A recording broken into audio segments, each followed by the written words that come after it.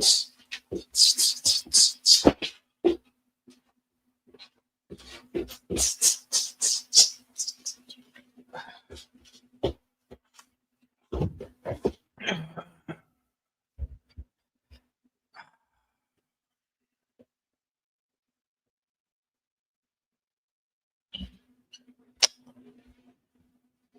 to see everybody. Good to see everybody here. I don't think I could do it with both. I can't do it with both. Either it's the headphones or the fedora. It's going to be one of the two. Headphones or the fedora. It can't be both. Headphones or the fedora. All right, fedora's got to go. What is going on, everybody? What is going on, everybody? What did we just watch? Anybody expected that? I didn't expect that. Yeah, I definitely didn't expect that. I got to be honest with everybody. Thank you very much for tuning in. I appreciate you guys being a part of the show. I'm throwing combinations left and right here. Left and right here throwing combinations. Whoever walked into that, I feel bad for. Let me just say right out the gate, whoever walked into that, I feel bad for. All right. You got a lot going on here. I got lights all bright on me. What a performance by the Lakers. I definitely wasn't expecting that. Let me just be very upfront with everybody. I didn't see that one coming at all. I didn't want the fedora on. I'll just put the fedora on. If I need the mic, if I need the headphones later, we'll put the headphones on. We got a lot to get into, everybody. 128-112, the final score. Lakers walking in New York against the Knicks. Madison Square Garden without Anthony Davis. Oh, my gosh. Who the hell saw that coming?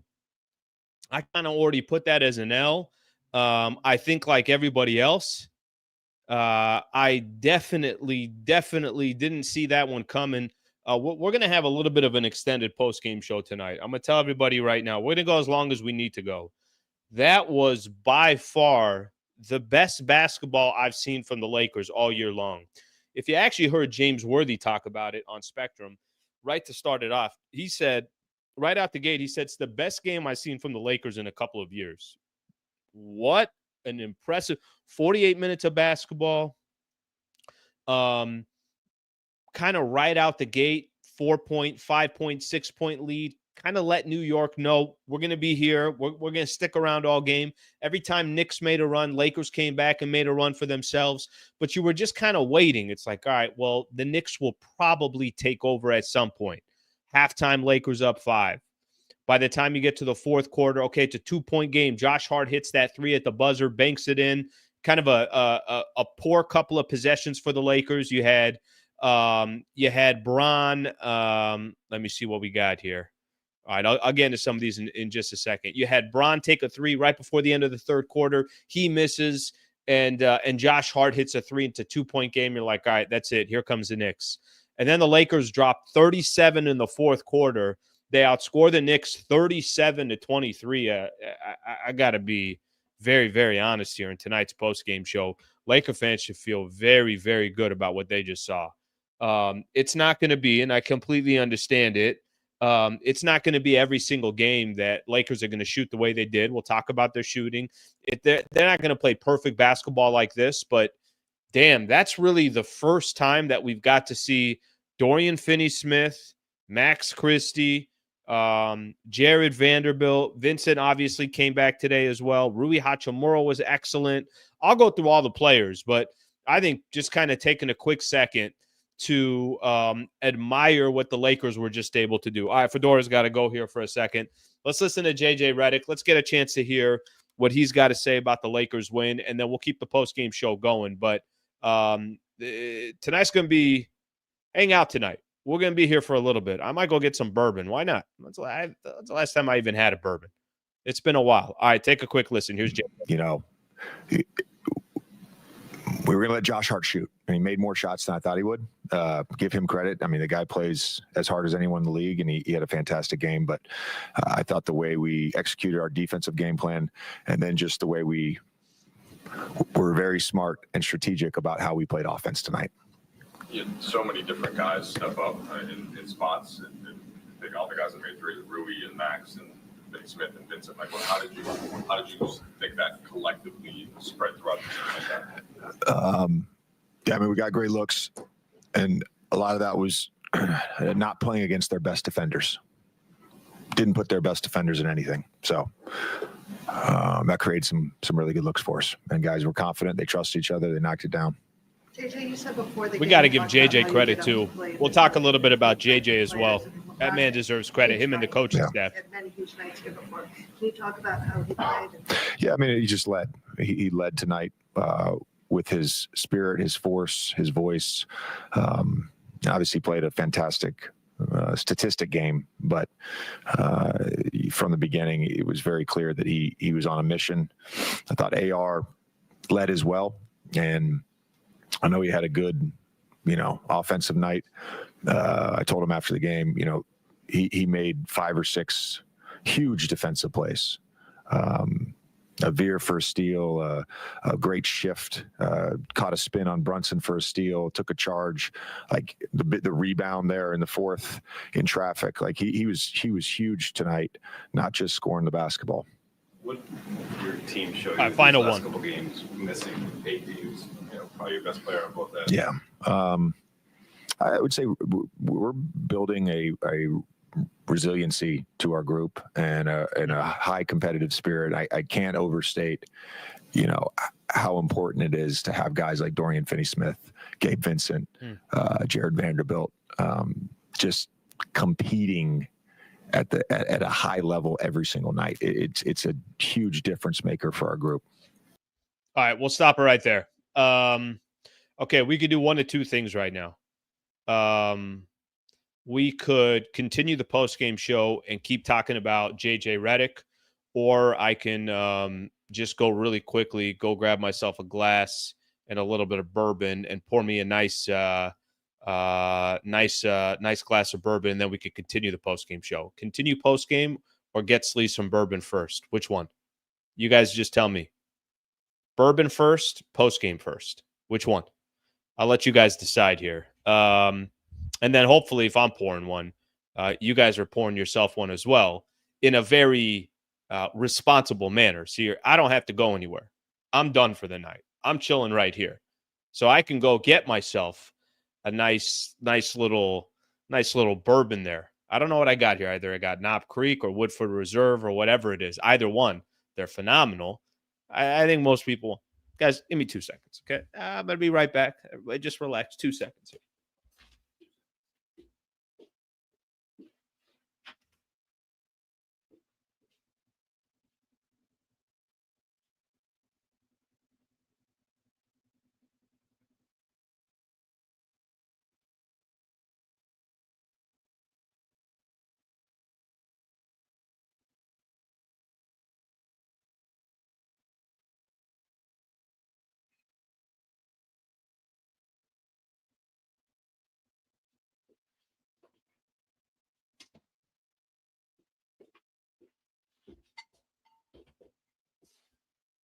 I appreciate everyone's patience here. Appreciate that. A lot of respect. Got a lot of respect for you guys here. Saying, Slee, why don't you go pour yourself one? Working on the weekend. Slee, why don't you go pour yourself one? Some of the stuff on the mic here. All right, let's keep going here. Let's get the post game started. Hopefully you guys are going to enjoy a drink as well. We'll go with a little Knob. Little Knob Creek here. Yeah, pour yourself one. Yeah, Lakers win on the road against the Knicks. Why not? By the way, what's that right here? Where's the logo? You kind of see it there. Maybe you could see it a little bit there. That's the Lakers logo. I don't know if you guys can see it or not. We'll get a little bourbon in there just to kind of cheers. Cheers. Cheers. Cheers to everybody on this Saturday night. Cheers. Cheers. Sip on that. All right, let's get to the post-game show. Let's start here. Let me start with JJ Redick. Let's start with a little JJ Redick because you actually heard it in the broadcast. Cheers to everybody. I hear a lot of people saying cheers. Cheers to you as well. Yeah, you could sort of see that Lakers logo right there. It's there. I heard a lot of them saying in the broadcast.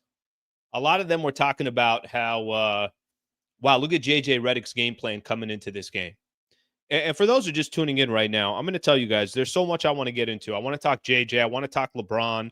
I want to talk Max Christie on Jalen Brunson. I want to talk Austin Reeves moments in the game where, he obviously had it going and he did what he did. I want to talk about Dorian Finney-Smith. I want to talk about Rui Hachimura tonight. For somebody who's talked a lot about Rui Hachimura, he was phenomenal tonight. I want to talk about getting a win without Anthony Davis, what that means for the Lakers. I want to talk about 9 games over 500, where the Lakers are in the standings, 4 games left to go before the All-Star break. There really, really is a lot to talk about tonight. So we're going to take our time and we're going to get into it. And for how little I've been taking them back lately, this is going to do its job tonight. This is going to do its job. So thank you for hanging out. If you're here and you're here with me, I appreciate it. Please subscribe to the channel. We'll keep going. So let me say here real quick. I think the portion that I was talking about with JJ Redick, let's spend a little bit of time on him. First-year coach in the NBA. I think there are some things. I've talked about JJ recently, but one of the things that I said about him, the way that you feel like he's doing an okay job, that because we're not really talking about JJ a lot. People aren't sitting back and they're saying, JJ, why are you doing this? Why are you playing that guy? Why are you starting this guy? I mean, I did it in the Philly game when he put Bronny in the first quarter. I'm sorry. I didn't think there was any reason for that. And if I ever notice that, it's going to be my job to obviously point it out. But tell me that JJ Redick did not have the perfect game plan against the Knicks tonight. Guys, here's what we're going to try to do. We'll do everything we can. And listen, if you want to make the argument, maybe Karl Anthony Towns and Jalen Brunson just didn't have that good of a night. All right, maybe that is the case. And if somebody wants to make that case, you can. Let me go through what Karl Anthony Towns did. 3 of 12 from the field. I didn't even know Karl Anthony Towns was in the game. I mean, that guy had little to zero impact in this game. And, I've been talking about what a great trade that was for the Knicks. And we had somebody on CK2K who covers the Knicks on YouTube. He was on just talking about how great Karl Anthony Towns has been for them since that trade happened. He was 3 of 12. He was a complete non-factor. Jalen Brunson was 7 of 18 from the field, a complete non-factor. I thought how JJ Redick, just what their approach was. Did it help that these guys were hitting threes? Of course it was. Did it help that the Lakers had a high shooting percentage? Of course it did. But if you're going to have a shot of beating one of the hottest teams in the league right now in the Knicks, because that's really what the Knicks are, if you're going to have a chance to beat them, you're going to do it and you're going to have to try to do it against, with Anthony Davis out on the road. And the Knicks are sitting in third place, kind of flirting with that number 2 spot against the Boston Celtics in the Eastern Conference. A lot of things are going to have to go your way. But tonight was really impressive from the entire coaching staff. The way the team approached the game. They had that win against the Wizards. Remember, they blew out the Wizards by 40 or whatever it was. And it's like, okay, it's the Wizards. However, they didn't treat it like it was the Wizards. I mean, for 48 minutes, it's like pedal to the metal.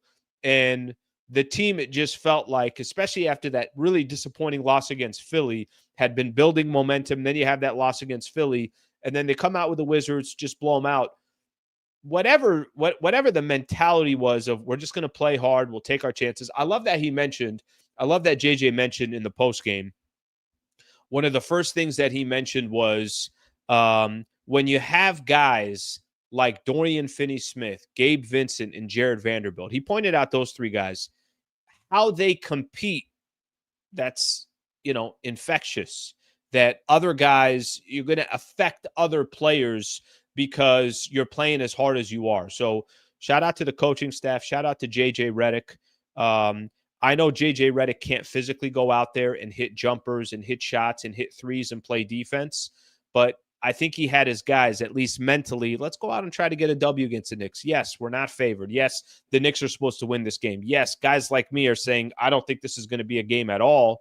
Shout out to him, because I thought that was a really, really great performance from the coaching staff, and JJ clearly had the guys ready to go. He's a first-year head coach. The Lakers are 9 games up, 9 games in front in the Western Conference, at least 9 games over 500 in the Western Conference in his first year. Come on, that's impressive. I didn't know what the hell JJ Redick was going to be doing. I didn't know if the Lakers were going to be able to compete in the West. I know there's a lot of teams in the what you go on a 3-4 game losing streak, you could fall back a lot, but it seems like JJ's got his stuff in order. Let's put it that way. Seems like JJ's got his stuff in order. All right, let's keep going on a couple other individuals that I want to get into. I'm gonna switch here real quick. I'm not gonna do the obvious one just yet, but can I just talk real quick collectively of all these role players, and then I'm gonna get into LeBron because LeBron was unbelievable tonight. Unbelievable. But before we do that, let's talk about some of these other role players.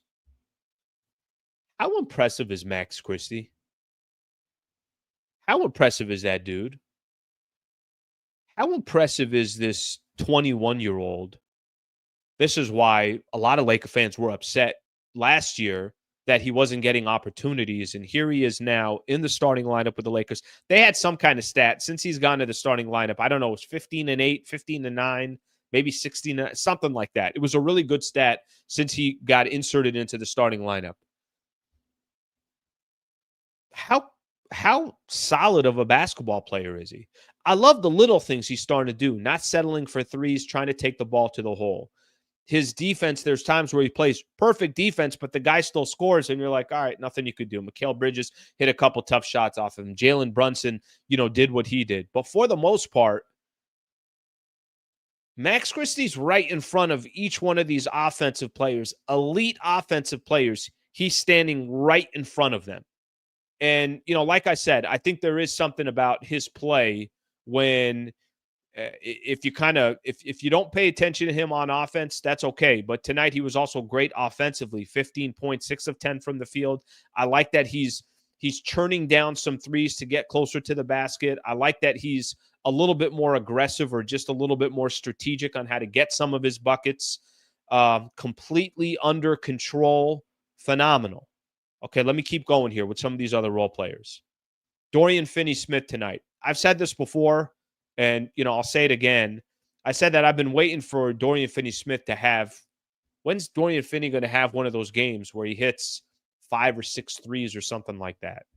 He was 5 of 6 from the three-point line. That's all he shot. He shot 6 threes, was 5 of 6 from 3, 15 points, came off the bench for the Lakers, kind of adds this toughness that the Lakers need. Look at the polar opposites between D'Angelo Russell and Dorian Finney-Smith. D'Lo is not known for his toughness. Listen, D'Lo has some strong characteristics as well. He can put up 30 any given night. He can facilitate, but he's not known for his toughness. Dorian Finney-Smith, 3 and D. That's the term that you hear all the time in the NBA. 3 and D, DFS, did his job tonight, was phenomenal. Let me keep going on some of the other role players because I want to give a lot of these guys credit. Rui Hachimura, amazing in the first half. Even in the second half as well, but I think that's where he did most of his damage was in the first half. Without AD, 21 points for him. I know not a lot of rebounds. I know we talk about that. 8 of 12 from the field, 3 of 6 from the three-point line. Phenomenal. Every trade that I talk about, and that we talk about getting close to February 6th, which is coming up this Thursday, you have to talk about Rui Hachimura because of his contract. He was great tonight. I have nothing to say. He's been great for 2 straight games. He was phenomenal against the Wizards. He's great tonight, very aggressive. I don't know. Maybe something's changing with him saying, all right, I'm in all these trade rumors. I might as well just say F it and just play. He was phenomenal. I'm going to keep going down the list. Gabe Vincent hit a couple big-time shots for the Lakers at the right time. 3 of 6. All of his shots were from the three-point line. Him and Dorian Finney-Smith, both of them only took threes. But Gabe Vincent hit a couple key threes when it felt like the Knicks are kind of making a little bit of comeback. They're starting to work their way back. He goes 3 of 6 from the three-point line. He contributes with his 9 points. I mean, just off the bench alone, between Dorian Finney-Smith and between Gabe Vincent, you got 24 points. You take that, almost got 30 points from the Lakers bench tonight. So you certainly pay attention to that. Who did I miss here? Vando. 8 rebounds for Vanderbilt. all over the place. Listen, you could tell that guy's going to take a second for him to get his legs under him. It's going to take some time for him to be the player that he eventually wants to be. But there were lineups that were in there. When Dorian Finney-Smith and Jared Vanderbilt were in the game together, I'm like, well, that can't be fun for whatever offensive team is out there. And then add Max Christie to the mix. It's like, yeah, that's a little bit of bully ball that's being thrown out there. A little bit of, let me flex my muscle on this guy. Let me flex my muscle on that guy. They had some lineups out there that were very, very interesting. They had some lineups out there where in a playoff game, those are going to be guys, and this could potentially be a team. I still think they need to make a move. Obviously, you got to get Anthony Davis back, but there's enough guys there. It's like they can create a headache for a team that's more about finesse because of, obviously that ability to kind of flex their muscle a little bit. All right, there's a couple other players I want to get into, but the man that had a triple-double tonight, let's take a listen. I don't know how many more games LeBron's going to have at the Madison Square Garden. Take a listen. Game plan, and for 48 minutes, we followed it. And when we do that, we give ourselves a good chance to win. So it's always special to come in this building. We know that. It's a mecca of basketball. It's probably the greatest basketball arena in the world. So for us to be able to come here and showcase our talent it's always a blessing. JJ referenced the game plan a little bit and just how you were going to deal with Towns and Brunson defensively, especially without AD. What did you think the key was there in executing it? Everybody that got in had to do a little bit more. There's no way we can make up for AD's absence. There's no way, especially defensively. Offensively, he's our best player. So we all have to figure out how we can do a little bit more, give a little bit more. And I think tonight we did that. Over the last, I don't know, maybe 3 or 4 weeks, this team has had more nights like this than not in terms of game plan discipline. What do you attribute that to? To all the lapses and miscues we had in our first 41 games. I think I've talked about it and saying we can't go into the next 41 and keep having those same miscues and thinking we're going to have a different results. That is the definition of insanity. So, I think we are figuring it out, how we play, how we can go from one game to the next game and follow the keys to success that our coaching staff has given us, and we've been doing that over the last few weeks. What type of confidence can a group build when there's a game plan that you're given against a team like the defending champs, a game plan you're given a team like the Knicks have been winning, taking care of home and all that? You go out and do it, and you're building momentum. It's fun to win that. It's fun to win that game. Each game, like I said, has its own challenges. So it's great to get a good quality win versus a great team. The Knicks is a great team. Boston's a great team. And it's good to be able to have a game plan, execute that game plan, and come out with a win, and see what you can do going forward. But, it was a good one for us tonight. This team's been really, really focused, but in Washington, Bronny scores and Rui gets you in a pretty good headlock, and the bench goes nuts. Yeah. And then, tonight the Garden's chanting, we want Bronny. Mm-hmm. He scores his first points here. What's that like for you? I missed a lot of Bronny's points because of my career over the course of his childhood and AAU games and high school. And for me to see all the buckets he's had as an NBA player with us, to be here with him is just super special. We're deep enough into this experience now where, it's not super new anymore, but, has it been what you've imagined or what you imagined to be, or has it been better? It's probably the greatest thing I've ever been a part of. What happened there? It looked like you could have taken the ball. Did you think he was really hurt, or were you just confused by kind of what happened? I thought he was hurt, so I was trying to help him. Did he kind of yell or anything? Or You have to ask him, but I know he went down with an injury, and it's still a brotherhood. We're gonna go out and compete. We compete to zeros on the clock, but it's still a brotherhood in this league. So I'm hoping he's doing okay. All right, we'll stop it right there. All right, he's talking about OG Anunoby, who, it's not good. I don't know what happened to OG, but anytime that you have a non-contact injury, that can't be good. But we'll see what happens. Okay, just because we saw Bron talking right there, let's talk about LeBron. I don't care how you feel about LeBron. I don't care if LeBron, his politics has gotten in the way. His brawny forcing him on the team has gotten in the way. I know people are very polarizing when it comes to Bron. They're either this way, this guy's unbelievable, or they're that way. When's this guy retiring? There's no middle ground for LeBron James, okay? If you hate tonight on LeBron, then you just hate on LeBron, period. He was phenomenal tonight. Phenomenal. There were times that he would take a shot and I'd be like, Bron, no, too early in the shot clock. No, Bron, don't take that shot right now, this and that. And then as I'm saying that to myself, it was nylon.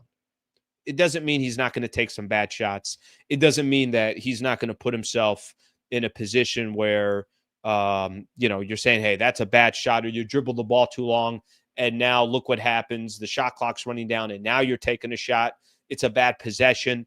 Is that going to happen? It's going to happen.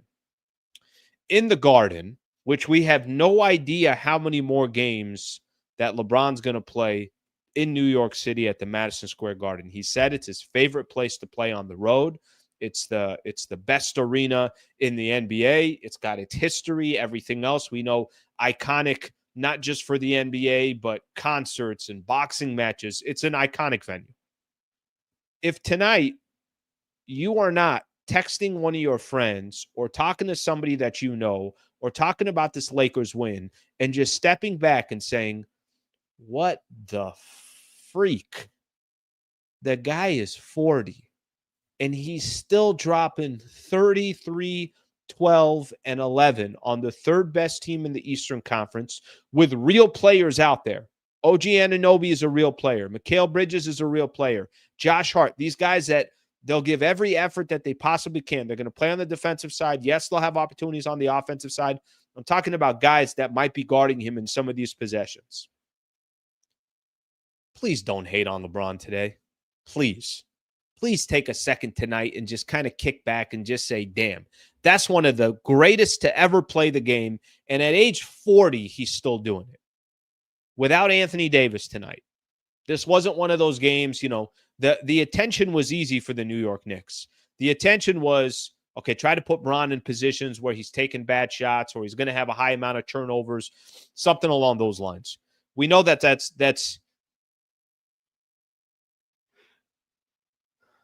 about to sneeze. Didn't happen. I think that's a pause for me. To take a sip. Almost had it. I never had it. That was like a pump fake. I just pump faked. I was sitting there and I got somebody in a pump fake and I didn't actually end up sneezing. I got you guys in the air and I didn't even take the shot. I just sat there. Bron was incredible tonight. Just phenomenal tonight. 33, 12, and 11. Highlight dunks. Moments where people that are sitting, whether front row or the last seat in the house are just sitting back and saying, damn, I'm here for this. I get to still see LeBron do this at the Madison Square Garden. I'm going to give Knicks fans credit for this. And I don't think you could say this about every city, every fan base, but obviously New York knows basketball. Obviously New York understands the greats of the greats. I don't care where you want to put LeBron James. I don't care if you have him, hey, he's better than Jordan. He's not better than Jordan. No, I'm a Kobe guy. I don't care. He's 40, and he's still putting up 33, 12, and 11. Please. Tonight, kick back and just say he's still doing it. I mean, there's people that are probably watching this stream that when LeBron started in the NBA, they weren't even born yet. And this man is still doing it. Come on now. Just incredible. He was phenomenal tonight. I honestly have nothing else to say. He was phenomenal tonight. Quarterbacking this Lakers team, doing what he always does, highlight dunks, tough fadeaways, big threes and big moments. He was incredible tonight. Shot over 50% from the field, 3 of 8 from the three-point line, and then, like I mentioned, the 12 assists and the 11 rebounds, 33 points. LeBron was incredible tonight. All right, I haven't even got to any of your comments. So let's start taking a look at some of your comments here, and then we'll keep the show going. Slee lives in a crypto suite. That's right. I pay rent at crypto.com arena. LBJ haters punching the air right now. They're punching everywhere. There's no need to. Don't need to punch tonight. You don't need to punch tonight. Tonight, all you got to do is just kick back and say, this mother effer is still doing it at 40 and still doing it at an elite level. Here's one. Bron is the GOAT, man. Jordan was liable to score 30 at age 40, but a 30-point triple-double, 3-level scoring. And I'm not even here to have the GOAT conversation. I'm not here to have the GOAT conversation. Frankly, I think, you ask somebody that watched the game, different eras that watched the game, somebody might say that that's the best player to ever play the game is Kareem. Somebody else might say, you're crazy, it was Wilt. Somebody will say Jordan. Somebody will say Magic. Somebody will say LeBron. It's up to you whichever era that you're in, and it's up to you whoever you pick. I don't care. I'm just talking about tonight. That man was incredible tonight. All right, let's keep going here. LeBron and Tom Brady, the best ever over 40 years old in the sport. All right, let's get another one in here. Love Lakers' defensive energy tonight. LeBron is doing something extraordinary. Whatever he's doing, it is incredible. Let's see what else we got here. Most versatile player in NBA history. Let's get some more here. Shout out to Reddick. The Lakers are a serious basketball team. What a great game. Wow. Best player on the floor with 2 all-star starters on the road at 40. ZJ, you know exactly what I'm talking about. I'm 40. I can barely get out of bed. Turned an ankle yesterday or a couple days ago doing nothing. I just turned an ankle. Nothing happened. Just my right ankle, just a quick little pop. I didn't even do anything. This man going up the way he does. All right, LeBron's game style works even at 40. He can maintain this for 3 more years, maybe a long-term issue if he stays that long, but that's a different conversation. Okay, I do want to keep going on some of the different players that are out there, and then we'll keep we'll talk about some of the other guys as well. I promoted him a little bit earlier. Hopefully I didn't miss too much here. Let's see how much of Max Christie that we can grab. A little longer on top with what you do. Jackson playing a little more. Like how have you felt like that's impacted the personality of this team? Yeah, I think edge is a good way to put it. We're playing with more of an edge on the defensive end. Obviously, those 2 guys are long and they're athletic and they're physical with their guys. And so, for us, when we see that, it kind of trickles down for the rest of the team. And that's another thing I try to pride myself on too. Obviously, is trying to keep the ball in front, but also trying to make it tough and trying to provide energy for us as a team. So those 2 guys being back for us has certainly done wonders, as you can see. So it's been good. Dorian mentioned in the walk-off just the energy that he felt from JJ today, kind of just the excitement. Can you relate to that? What did you see? Yeah, I can vouch for that for sure. I mean, I think he said in his pregame press conference, and he said it to us too, where it's a primetime game on Saturday night in the Garden. So we can all sit here and say that every game in the league is the same, but tonight was that's one of those nights you circle on your calendar you're looking forward to, Lakers, Knicks in the Garden. So for us, we had a lot of edge, we had a lot of swagger tonight, I think, and we were able to get a good win. Don't have the numbers in front of me, but it feels like you're finishing at the rim more efficiently in the past couple of weeks than you did early in the season. Mm-hmm. What kind of work have you put into, embracing the physicality and being more efficient with those looks? I think a lot of it's comfort too, just kind of being more comfortable when I'm out there and making the right reads. But 2 of us have been working on my strength and been working on finishes and touch around the rim, finishing through contact. So it's kind of showing up out there for me, which is nice.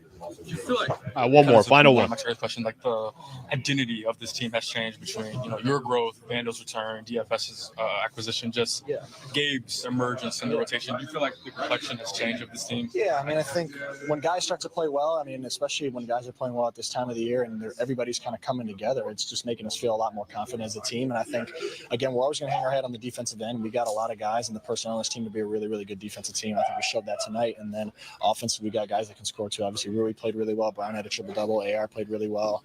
Dorian hit 5 threes. Gabe hit 3 threes. So we got guys that can really play both ends of the floor. And, when everybody's clicking on all cylinders, we're a tough team to beat. All right, we'll stop right there.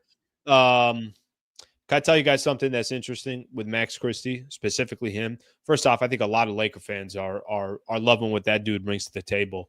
That guy's polished. He's polished, 21 years old. Already, on the basketball floor, he's polished. Listening to him talk before or after games, I'm like, give this guy a mic more. The way he breaks down the game, I mean, just really, really impressive. Like I said, whether we're talking about him on the court or we're talking about him off the court, I'm really, really impressed with that guy. All right, let's see what we got here. Mad Max. Max, a good kid and well-spoken. Max, JJ's boy. Max is a dog. Yeah, that one's interesting. Max is JJ's boy. I think I understand what you're talking about in regards to that. I think what you mean, sometimes there's always a coach out there that's like, all right, that's a guy that he's young enough to where I can still kind of crop him into the type of player that I think he can be. He's going to listen to me. I could almost take kind of like a college approach with this guy. Yeah, Max is doing basically everything that JJ Redick is asking him to do, and he's flourishing in it. All right, let me get a couple of these supers here. I really appreciate you guys with the supers here. Sliwa better stretch. He did not expect the box. Let me tell you something real quick here, Francis. Just walking, just right ankle just went out for a quick second. So I don't know what you want me to tell you. All right, let's get another one here. AR, always very nice with your supers, so I appreciate that. Wow, just wow. Sleep, please prepare for the Lake Fedora off season. Rob, did you see what we saw? Another question for our beloved GM. Thanks for the show, bro. AR, thank you very much, buddy.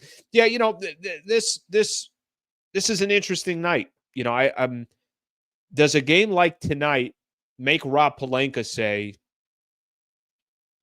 guys, we just needed Vando to get back, and I made a trade for Dorian Finney-Smith, and Gabe's back in the lineup, and look what Rui did. Do these things make Rob Pelinka say, you see, we don't have to go out there and overpay or go give up a couple of our picks for a guy that I don't think is worth a couple of picks? Or does it tell Rob Pelinka, all right, we got a pretty good team. Now I got to go make it a great team. Now I got to go figure out what it's going to take, and I don't care if it costs me 2 first-rounders and whatever else it costs me. At least I know we got a competitive enough team in the Western Conference that I better push all my chips to the front of the table, because LeBron is 40. And you know what? I can't depend on LeBron to be doing this a year from now. And Anthony Davis publicly called me out and said that I think we need another big. We got to build the team the way we built it with our championship team that we had in 2019 and 2020. I lean more towards the latter, that I feel like this is going to put more and more pressure on Rob Pelinka to basically say, I got to go all in. I think there's enough pressure from, forget the fan base for a quick second. I'm going to keep going back to this. Guys, it's not normal that your star player goes to ESPN for a sit-down interview and says, well, if I can't get these guys to go trade for another big man or another player that I think we need on this team, then I'm just going to go to one of these networks and I'm just going to tell it to them, and it's going to run crazy on every sports platform that you could think about. The pressure is really the fact that it's Anthony Davis that's saying, this is what I need. I'm the most important player on this franchise. You know how important I am to this team in the present and in the future. Go get me what I'm looking for. So I think that this will continue to put pressure on him over the next 5 days. But I also think hopefully this is something that helps Rob Pelinka to say, all right, I you know what? I can go all in right now. And if I go all in, it actually might give us a legitimate chance to really, really compete in the Western Conference and potentially get out. Lakers got a couple of interesting wins here. Remember how much we were talking about the Lakers with how they've done against teams above 500? Boston and New York, those are 2 good wins. 2 really impressive wins. You got a game coming up against the Clippers that, the Clippers embarrassed the Lakers down at Intuit Dome a couple weeks ago. Maybe a little bit of payback. We'll see. I don't want to get ahead of ourselves because the Clippers are playing some good ball as well. AR, thank you again for the super. All right, let's see what we got here. Northborough AES, best Laker defense individually and team I've seen since the bubble chip. Yeah, they got a little chip on their shoulder, right? It's the kind of team out there that they like to muddy the water a little bit if they can. Here's the beauty with that. And I've been critical of Gabe Vincent, so I'm not going to pretend like I haven't been critical. But here's the beauty when you got guys that can play defense and can also shoot the rock. They don't become a liability on offense. Like you look at guys like, let's say Cam Reddish is good offense or good defensively, but you can't play him offensively. Okay, you got kind of a little bit of a give and take there. You don't have a give and take with Dorian Finney-Smith.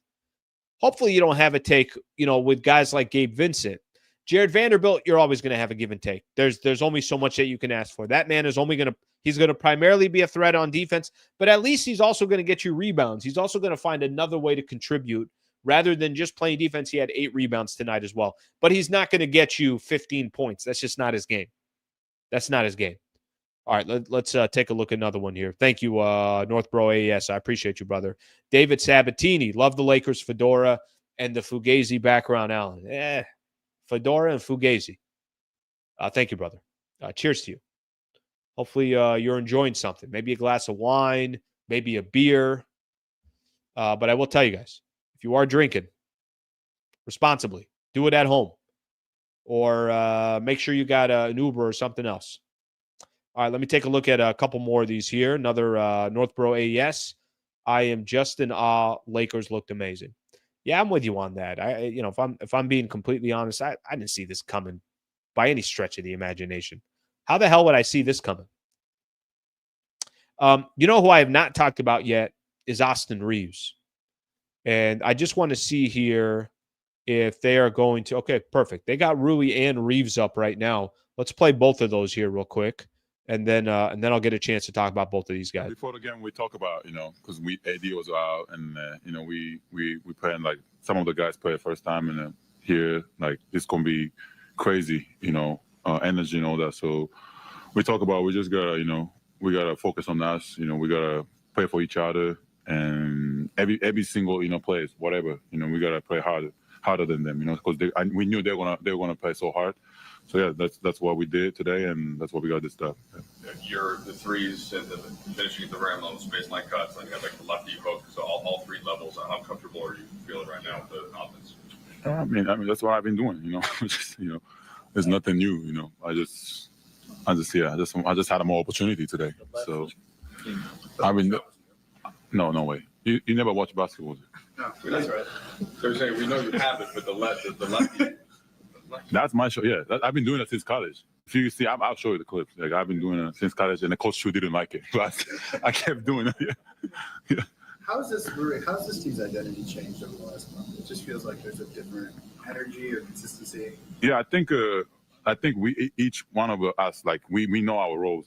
We play our roles, and we focus on us right now. And whoever we play, we don't care. We just try to, we have a bigger goal, and we don't want to, play because of this team.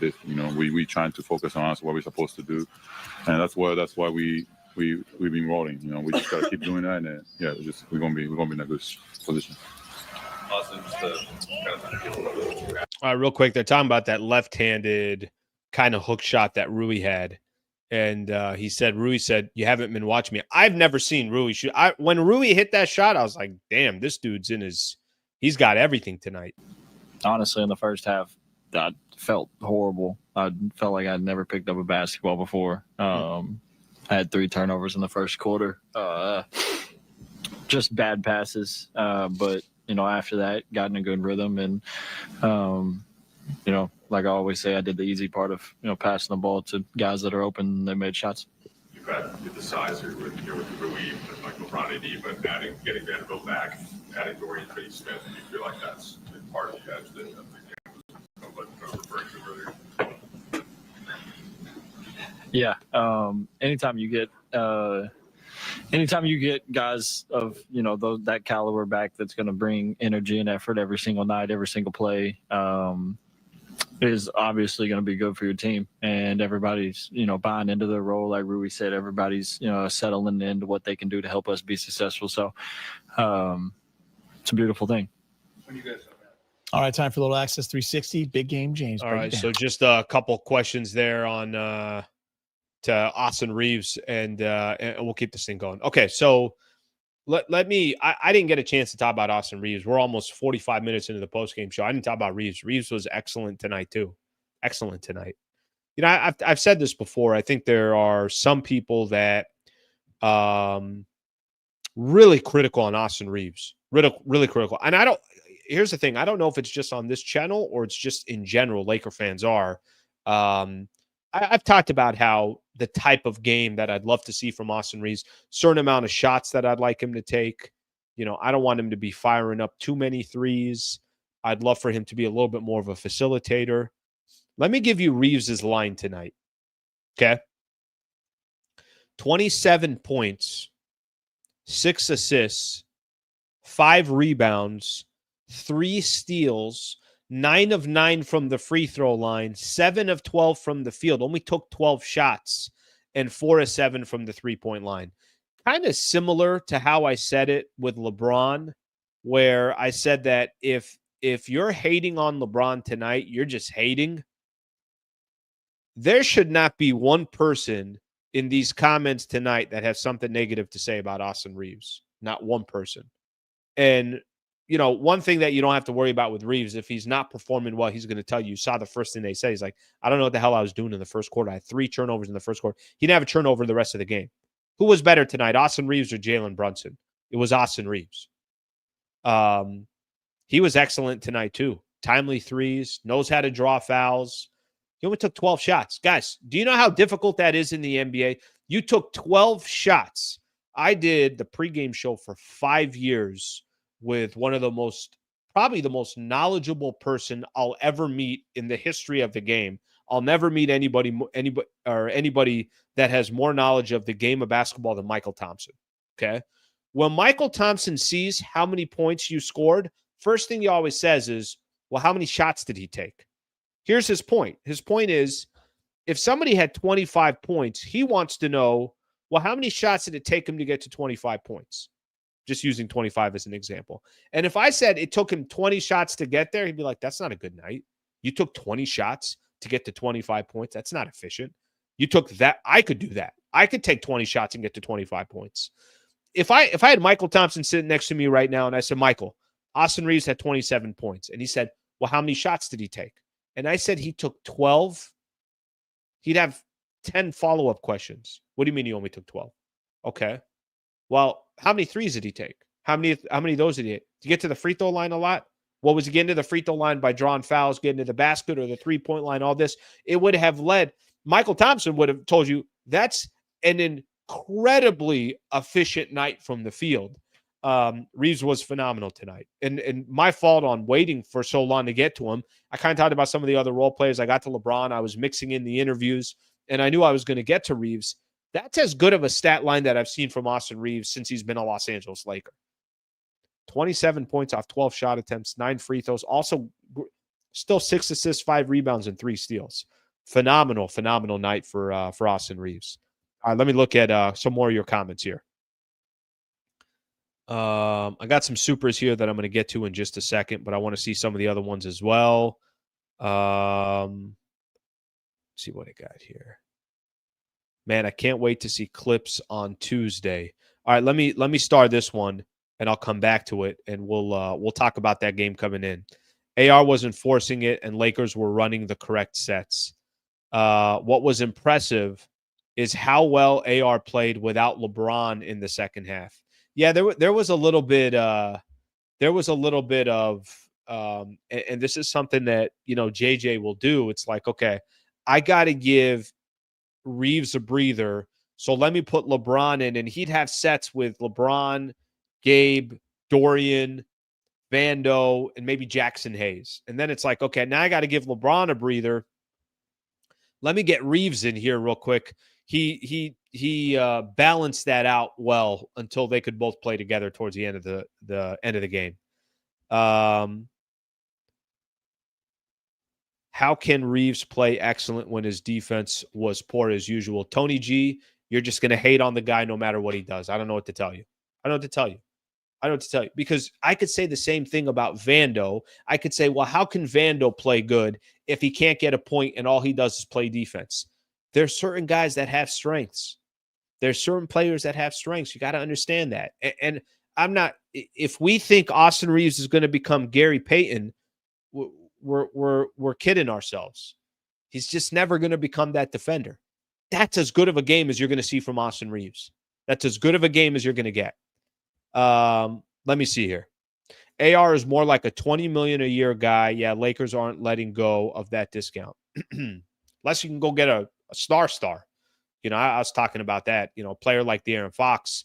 You can go get a player like that. I mean, God bless Austin Reeves, but I'm not here to tell you that the man is untouchable. What I'm telling you is that his performance versus, I remember when he signed the same offseason that Rui signed and D'Lo signed.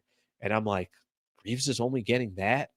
Everybody was saying that San Antonio might go after him and give him, you know, $80 to $100 million, something like that. Ended up getting 13, 14 million a year. Yeah, definitely a good discount there. Let's see what we got here. By the way, just a quick reminder here for those that are hanging out in the post-game show. I'm back on Monday morning, so we'll do the show at 8 a.m. like we always do. So please feel free to make sure to join that. My boy Trevor Lane, Lakers Nation, is going to join me on Monday, so we'll be talking about a lot of stuff. Please subscribe to the channel as well. If you guys have yet to subscribe, please subscribe to the channel. I would appreciate that.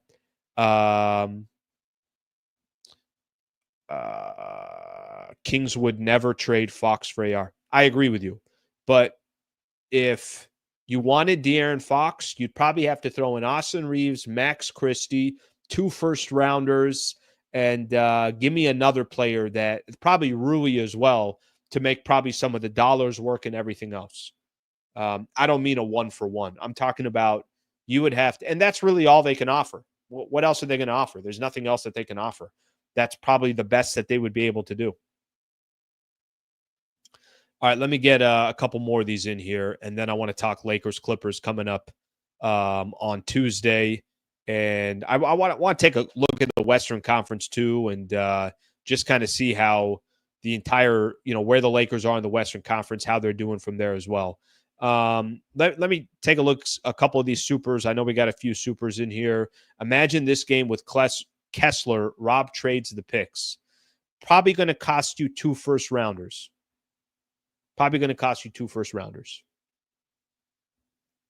I'm all in for the picks. I mean, I think everybody agrees that they'd rather have Miles Turner. Miles Turner is probably the guy. Miles Turner is basically 15, 10, and 2 blocks a game and shoots almost 40% from the three-point line. He's a nice player. I still don't think the Pacers are going to trade him. And a lot of people think that Danny Ainge is not going to do a deal with the Lakers. So we'll see. We'll see what they end up with. Oz, I hear this question in a random TikTok feed. Are AR's haters just being racist? Appreciate your thoughts. Keep that class loaded. No, I don't think so. Being completely honest, I think people point out his flaws, and his flaws are on the defensive side. I think people point out that sometimes he takes shots that are not good shots. I think it's literally just that. But I see the world differently. I don't really look at the world that way. So I don't think that's the case. Maybe some people think otherwise, but AR's got flaws. Austin Reeves has flaws. I think we all understand that. And I think some Laker fans want to see more from him. I just don't think he literally can do any more. Like tonight, I'm using that example of tonight's box score. If you found something in tonight's game that Austin Reeves brought to the table, it's going to be really tough to find a game where you say, I like what Austin Reeves is doing. Nick T here. Good win, but I'm a little disappointed on JJ not playing shaked after his 21 points off the bench last game, and we're giving up too many offensive rebounds. Let me look at something here real quick. Yeah, listen, if Lakers lost and, you know, they needed a spark and Shake Milton didn't get any playing time, and I don't know if you can make a case. I can't do it tonight. I know what you're saying. I know what you're saying is he had 21. Let this guy kind of build some of his confidence. He was good against the Wizards, but I don't really think JJ pulled any wrong strings tonight. team-wise for the Lakers, I know a couple of people have said rebounds. By the way, their shooting was absurd. 58% from the field, 48% from the three-point line, just absurd. Hit 83% of their free throws, out-rebounded 44-37, 16 offensive rebounds. Damn.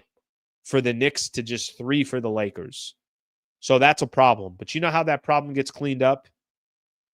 One of the best rebounders in the NBA and one of the best bigs in the NBA is back in your lineup. So the good news is Anthony Davis wasn't here, and they still gave up those offensive rebounds. That's going to get cleaned up when AD comes back. Or they need more size, and that's what, certainly Anthony Davis wants coming back. All right, a couple more of these supers, and then I want to preview the next game. Let's see what we got here. Mustache Max has arrived. AR played D2.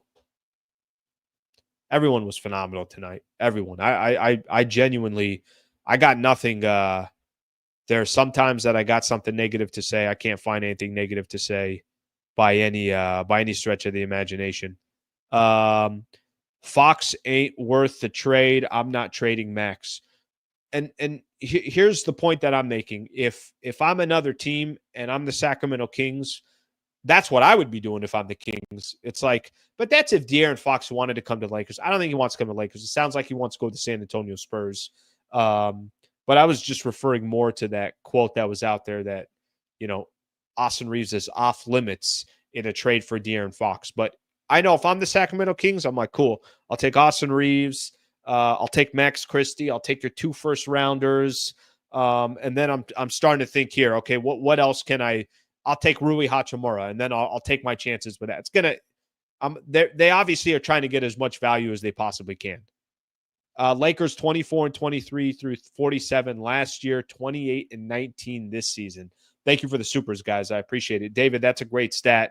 And this is going to lead me to NBA standings, and then it's going to get me to the next game that the Lakers got against the Clippers. By the way, guys, just a heads up on this: 4-1 on the Grammy trip. How crazy is that? 4-1 on the Grammy trip, and their loss is a blowout against Philly without Embiid and without Paul George. They couldn't stop Tyrese Maxey at all. But they were also missing that game. Was Vando and Gabe Vincent out that game as well? I think they were both out as well. So Lakers really just had no depth at all. Second of a back-to-back. They kind of played around with their food against Charlotte. Almost lost to Charlotte, and that was with Anthony Davis. Is that Charlotte they played in that first game? Yeah, that's with LaMelo Ball out. All right, let's take a quick look at the standings. So here's the Lakers.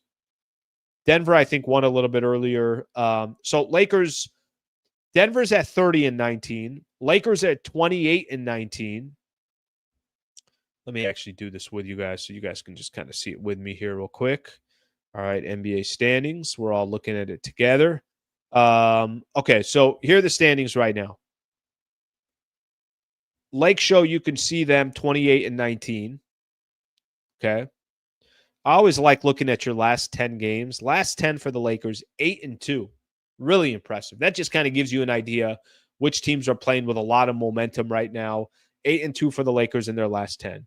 So 1 game behind Denver for the number 4 spot. Clippers are right behind the Lakers as well. They've won 7 of 10. They're 28-20. Then you got Minnesota, who lost earlier tonight. I know Ant didn't play in that game. Phoenix, Dallas, Sacramento. There's your top 10 right there. So not much of a cushion between being in a play-in and being the number 5 spot, but that's the position the Lakers are in. And frankly, with Anthony Davis missing a few games, it's pretty damn impressive to see where they are. Only 4 games left now before the All-Star break for the Lakers. So you got this game coming up against the Clippers. Then you got the Golden State Warriors, and then you got 2 against the Utah Jazz. So, I mean, I think at worst, if Lakers go 2-2, which, it'd be unbelievable if they go 3-1. But if they went 2-2, hypothetically, AD's not there, they went 2-2. You're going to be 9 games over 500 going into the All-Star break. I don't think you could ask, much more from that. If you go 3-1, obviously that'd be amazing as well. Okay, so next game Lakers got the Clippers. It's kind of funny with the Clippers. Clippers are, certainly a team that's been a headache for the Lakers. No question about it. And I'm kind of waiting for the Lakers. I'm waiting for one of these games that the Lakers have against the Clippers. And, it's a little bit more personal. Like, it's a little bit more. If you think about that last game that the Lakers had, 23-8 run or something like that to end the first half. And then next thing you know, Clippers are up by 15 by halftime. And that's never really a game. But at one point, they were up 26, and Lakers went on this great run, and it was like an 11-0 run. They're still down 15. And they got down to maybe 9. It was like that's the closest that the Lakers got to. Kawhi was on a minutes restriction as well. I don't know if they're still doing that with him, but just a really, really good challenge coming up on Tuesday. And you got to imagine that Anthony Davis is still not going to be playing. I think the question for Anthony Davis is, okay, if he doesn't play on Tuesday, that means by the time the Lakers play the Golden State Warriors on Thursday, which is the day of the trade deadline, will be just about a week, a little bit over a week. So then, they said he's going to get reevaluated in a week. We'll probably find out before AD plays, the Lakers play the Warriors, whether we're going to see Anthony Davis before the All-Star break or not. I think that's all probably going to happen in all kind of in that window. So I didn't see this one coming tonight. 128, 112. I really, really didn't. I know most Laker fans didn't, but just a really, really impressive performance by the Lakers. So best way that I can put it. It's the best game that I was thinking about this. I'm like, it's not even a discussion. This was by far a better win than the Boston Celtics because you were on the road and because you didn't have Anthony Davis. So it was as good as it gets. Slee, we won our 2 barometer games, Celtics and Knicks. Every time I said barometer game, it was an L. And then Laker fans would get mad at me as if I had control of the game because I said it was a barometer game. Unbelievable. All right. Kawhi is a part-timer. We'll beat the Clippers next time. Well, next time is Tuesday. Kawhi invented load management. I don't know, guys. I because that guy hasn't even been able to perform in the playoffs. I mean, he's not sitting out because he's bored. Guy's got knee issues. I mean, clearly the man has knee issues. AD resting until the All-Star break. Hey, listen. I know AD was dealing with plantar fasciitis. I know he had some other things he was doing. Maybe his heel or something along those lines. So if he could get a little stretch here in the middle of the season where he literally gets 2.5, 3 weeks off, and then you have him for the end of February, March, and obviously your playoff run starting in April, I don't think any Laker fan is going to be too upset with that. And here's the beauty. They haven't lost any ground. Now, you can't sustain this long term. Eventually, you're going to need Anthony Davis back. But the timing is interesting of when he's out, how long he's out. It is because they handled Washington and they beat New York. Is there a little bit of, all right, well, maybe we let AD kind of rest a little bit more? I don't know. I don't have that answer, but I do know that when he does come back and you have the type of team that we saw tonight, that's an interesting squad. Still got to go make another move. Let's see what we got here.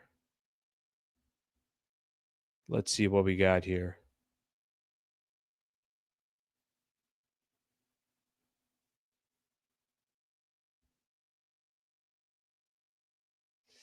All right. Let me see what we got. Yeah, I'm reading some of these. All right, somebody said something about a Shams tweet.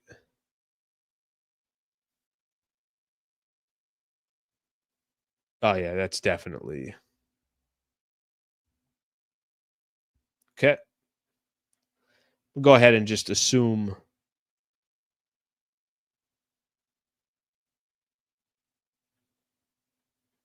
All right. I'm going to assume somebody got.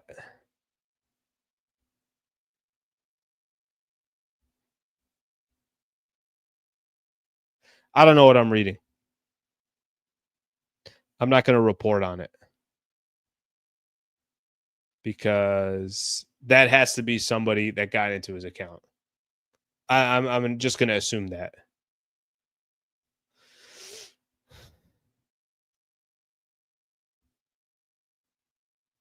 No.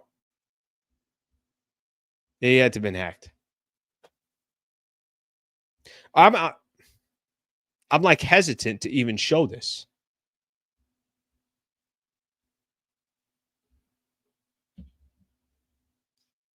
All right, we're going to wait and see.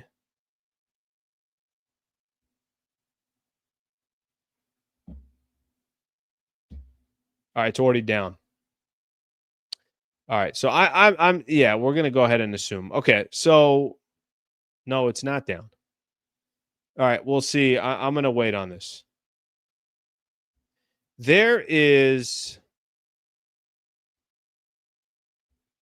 a tweet right now from Shams Charania. But I can't think that it's real. It says the Dallas Mavericks are trading Luka, Maxi Kleber, and Markieff Morris to the Lakers for Anthony Davis, Max Christie, and a 2029 first round pick. 3-team deal that includes Utah. I don't know what I'm reading, but I'm just going to assume it's not real. That's what I'm going to assume. I literally am just going to assume that.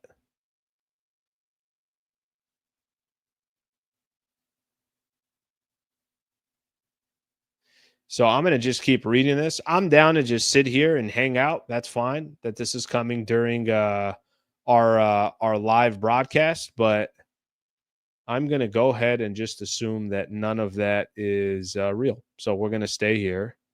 Yes, this is for real. Sources tell ESPN. Full trade.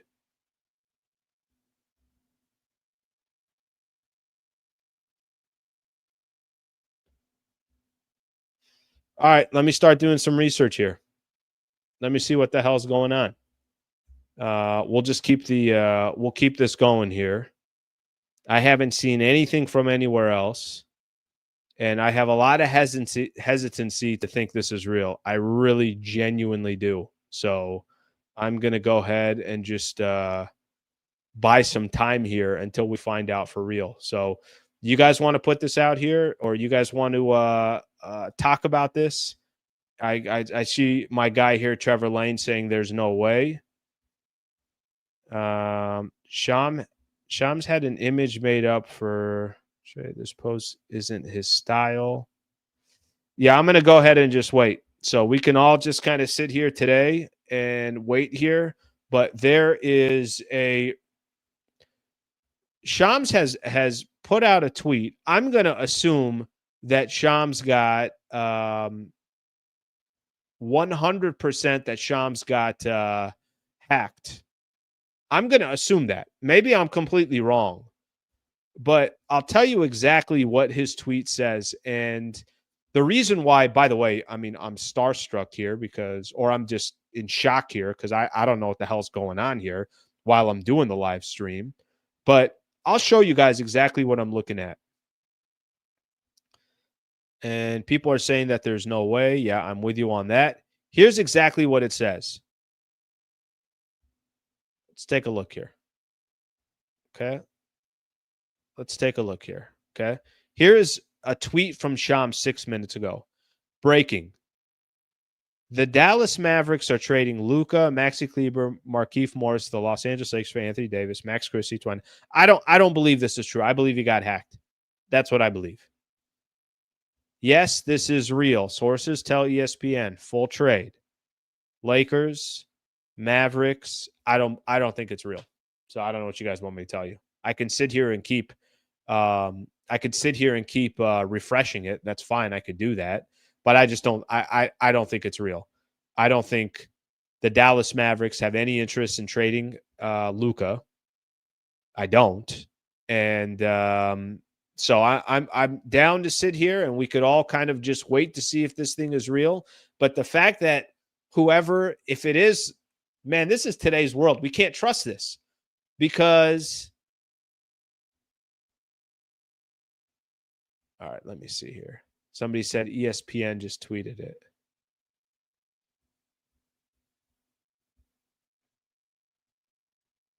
All right, we'll wait. We'll wait. I'll sit here and wait until we find out if this is real or it isn't. But I would be shocked if this is real. Shocked if this is real.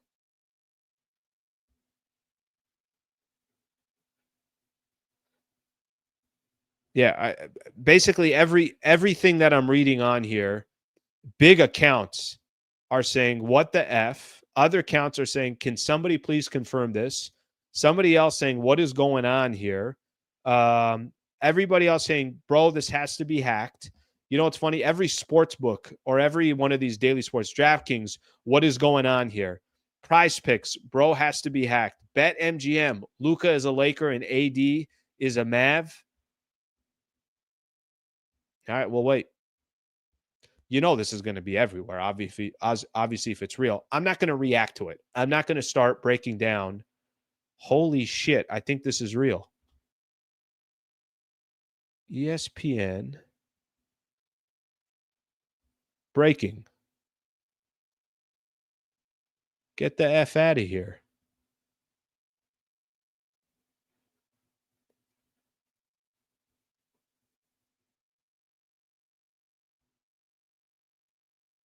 Holy shit. I think it's real.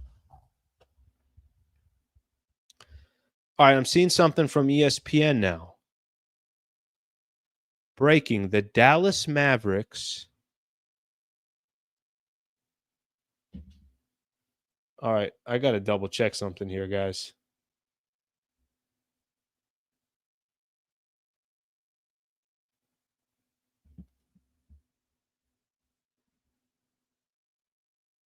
ESPN's account on Twitter.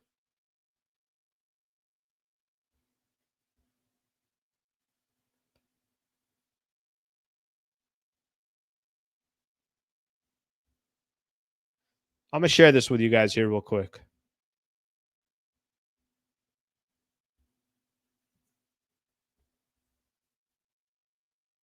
Here's ESPN's account on Twitter, on X, okay?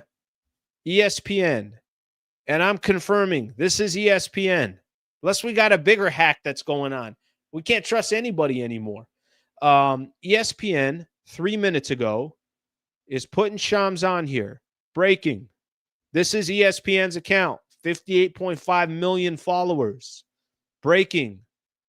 The Dallas Mavericks are trading Luka, Maxi Kleber, and Markieff Morris to the Los Angeles Lakers for Anthony Davis, Max Christie, and a 2029 first-round pick. Sources tell Shams 3-team deal that includes Utah.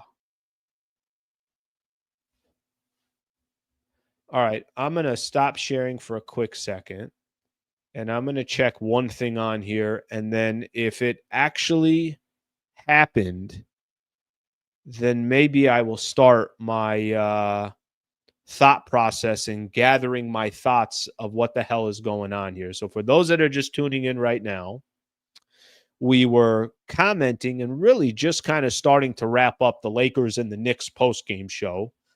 And then I saw a couple people comment here, what the F is Shams tweeting?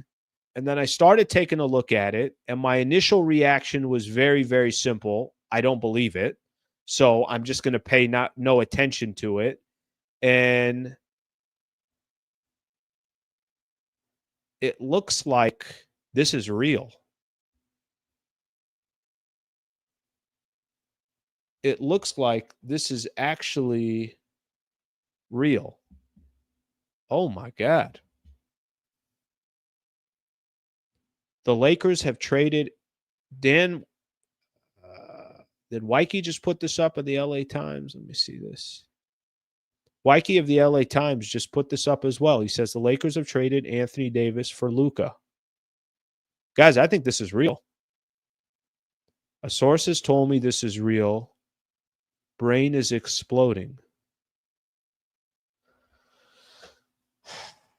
All right. Let me take a second here to kind of gather my thoughts here. I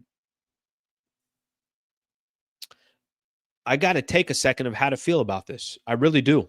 Anthony Davis is, I thought, the present and the future of the Los Angeles Lakers. Clearly, I was wrong about that. I think this is real. I think Luka's a Los Angeles Laker. All right, let me try to kind of gather my thoughts here. Max Christie gone, who we were just talking about, and we just saw with an interview about 20 minutes ago, and all of us were talking obviously very positively about Max Christie, what he's bringing to the table. Anthony Davis, who I'd argue is the best two-way player in the NBA or one of the best two-way players in the league, is also gone. And Lakers 2029 first-round pick is also gone.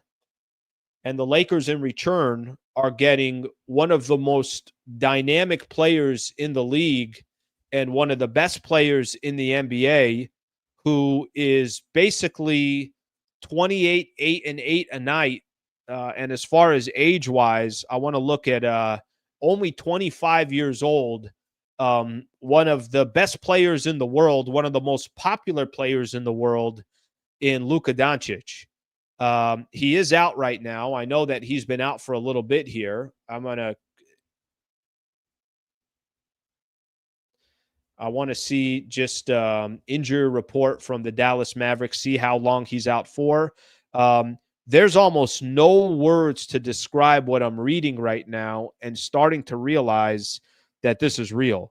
Luka, the Mavericks remain optimistic. This was on January 30th that Luka, calf, will return to the lineup prior to the All-Star break, according to NBA and Mark Stein. So the thought process is that he will be coming back very, very soon here. So if this is all jives and it is exactly what it's starting to look like, again, it's posted on ESPN. Other people are starting to post about it. Other people are starting to talk about it.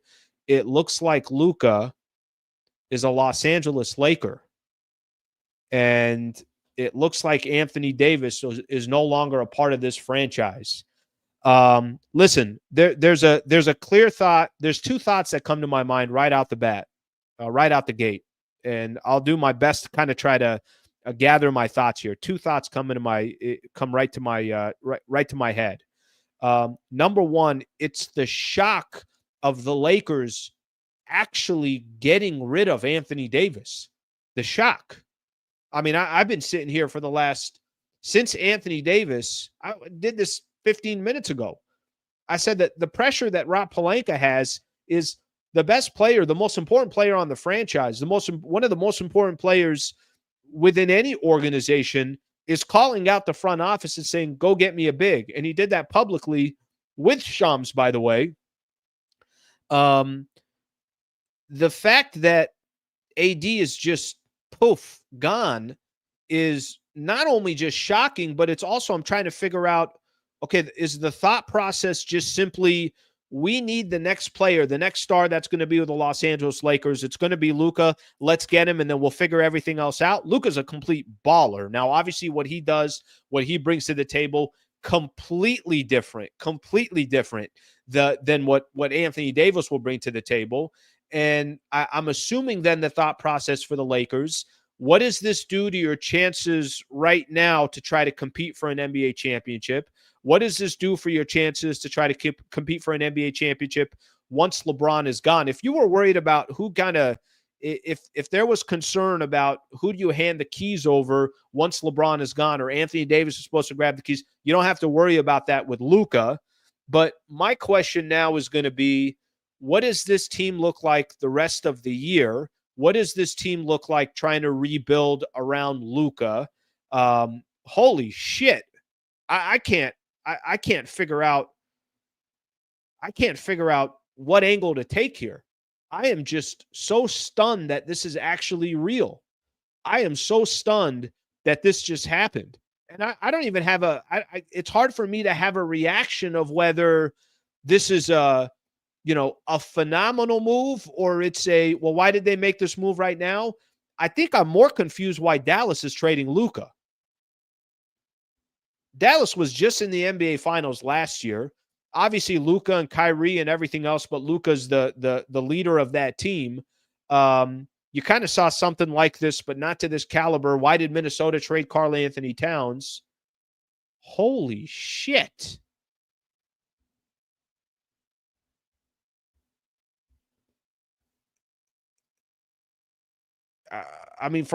Kendrick Perkins, man, at Shams accounts have to be hacked. I don't think they're hacked. Why would ESPN put it out then? Yep, Eric Pincus told it's real. All right, well, you know what? I'm going to start letting people kind of chime in on this. It looks like Luka is a Los Angeles Laker. I will make that my headline. Anthony AD traded for Luka. Doncic. You guys got comments. I'm going to start getting into them. I don't know if you guys got some angles here, but I need some help on some angles because none of this is jiving with my brain right now. And was there a problem with Luka and the Dallas Mavericks? Was there some kind of issue with that? I have no idea. Was there an issue behind the scenes with Anthony Davis and the Los Angeles Lakers in the front office? Did the front office just not like that he said what he said? I have no idea. All right, I'll start looking at some of your guys' comments. Holy shit. AD traded for Luka.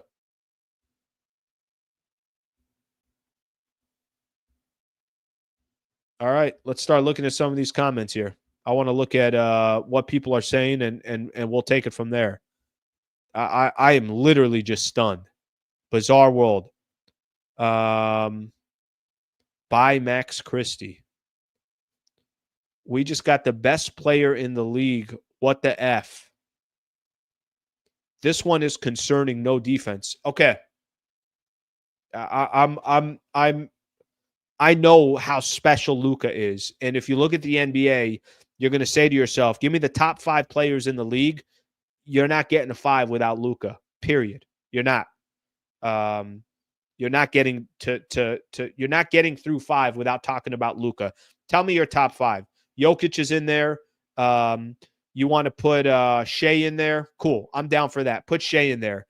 You want to put Giannis in there? Fine. Put Giannis. No problem. You're not getting a 5 without Luka. You're not. So you did just get a top 5 player in the league in the process. But I think this comment's interesting. This comment's interesting because there is a little bit of you gave up Anthony Davis and you gave up Max Christie. Defensively, what is this Lakers team?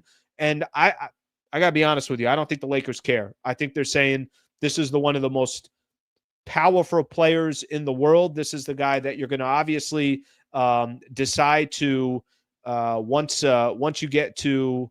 It's funny. I'm watching right now still Spectrum. Nothing on Spectrum. They're just interviewing LeBron, and I know this is an interview from in the past. But you're getting a player like Luka in the process, and I think everybody's just saying it is what it is. All right, let's look at some of these comments here real quick. Let me grab this real quick. Wow. Al Gillette. Hey, thank you, brother. That's an incredible super there. I really, really appreciate that. Thank you. Luka's a Laker. Do you think the other first goes to Utah for Kessler? Bro, I can't tell you what's going on in my head right now. I can't think about Walker Kessler or Miles Turner or some of these other guys, but Rob Pelinka just went big game hunting with risk, by the way, with risk. One of the things I want to see from Luka, and I used to always, notice this in Dallas, we talk about it, that man's got to get into shape. Whatever he is today, what can he be if he was actually in shape? He's never in shape, it seems like. He never seems like he takes care of his body the way he's supposed to be taking care of his body. So what Luka can be, I'll tell you what Luka is going to be the moment he steps foot with the Los Angeles Lakers. And I don't know if that's going to be on Tuesday when the Lakers are taking on the Clippers. Damn, LeBron and Luka playing together? What the hell is going on here? the moment he steps on the floor and he's a Los Angeles Laker, every eye is going to be on the Lakers like you've never seen before. And it's going to be, from a highlight reel, a highlight perspective, the things that he's able to do. But at the same time, I actually really do believe this. I really believe he's got to also get into much better shape than he is. He really does. Dallas's perspective, I'm trying to figure this out for Dallas's perspective. So they're going to run Kyrie, Anthony Davis, obviously Max Christie's on that team, and then a bunch of these other role players in the Western Conference. What the F? Luka's a Laker. They traded AD. What are they doing? I love Luka, but he's always hurt. Hey, I that's why I'm talking about his health, that's why I'm talking about his body. That's why I'm sitting here right now as we're having this conversation. There's definitely part of me that's thinking in my mind, obviously this guy's got to get into better shape. First of all, I'm going to go back here real quick. Al Gillette, thank you very much. That's a very, very, very nice, very appreciative of that super. As far as the Lakers, do they go out and they use their next first rounder? Maybe this was one move to go out and get another move, because you're still going to need defensive players. You're still going to need a big. Who's going to be your big? It's not going to be Maxi Kleba and Jackson Hayes. So maybe this is going to trigger to go get, maybe they have another deal in mind that they're going after to go from there. But this is just completely shocking. Let me get another one in here. Beast Mode, I read yours about this, so thank you for that. But how is Lively or Gafford not in the trade? We have zero interior defense now. You're not wrong. That's why I'm saying this has got to lead into something else. This has to lead into something else. Are we 100% sure? I'm going to read another one here. Oh, my God. Let's read these together. All right, let's read these together. Now we got tweets coming left and right. And let me tell you something that's not happening in any of these tweets. None of these tweets are saying that this trade is not real. None of them are. None of them are saying that it's not real. It's real. It's done. It sounds like it's already happened. Let me see if I got this one here real quick. Let me show you guys what I'm reading here real quick. Shams, the Mavericks approached the Lakers recently and offered Luka, sources tell ESPN. Lakers brass met and believe the 25-year-old Doncic has the ability to be the face of their franchise for the next decade while giving Anthony Davis a win-now move in Dallas. Luka did not request a trade, sources tell the Stein line. The Mavericks did this on their own accord, getting back Anthony Davis, but only one future first-round pick from the Lakers in 2029 for a 25-year-old regarded as a future MVP. Let's see what else got here. Luka has been informed of the trade, I'm told, which was agreed upon late Saturday, and immediately ranks as one of the most stunning trade thunderbolts in NBA history. Stein put out there 15 minutes ago. The Mavericks are indeed, without warning, trading Luka to the Lakers in a 3-team deal that will bring Anthony Davis to Dallas. Two sources close to the talks confirm. Holy shit. This is the one that I don't really fully understand from Shams. Giving Anthony Davis a win-now move in Dallas. Wasn't this team in a win-now mode anyways? And are you in a win-now mode if you just lost Luka? And they got all those bigs. Like, part of this trade doesn't really make all that much sense. Don't you want to get rid of some of those bigs because you're getting Anthony Davis?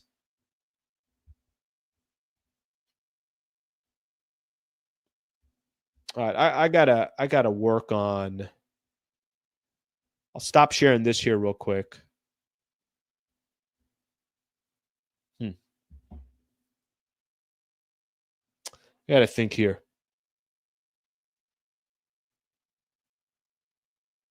Damn.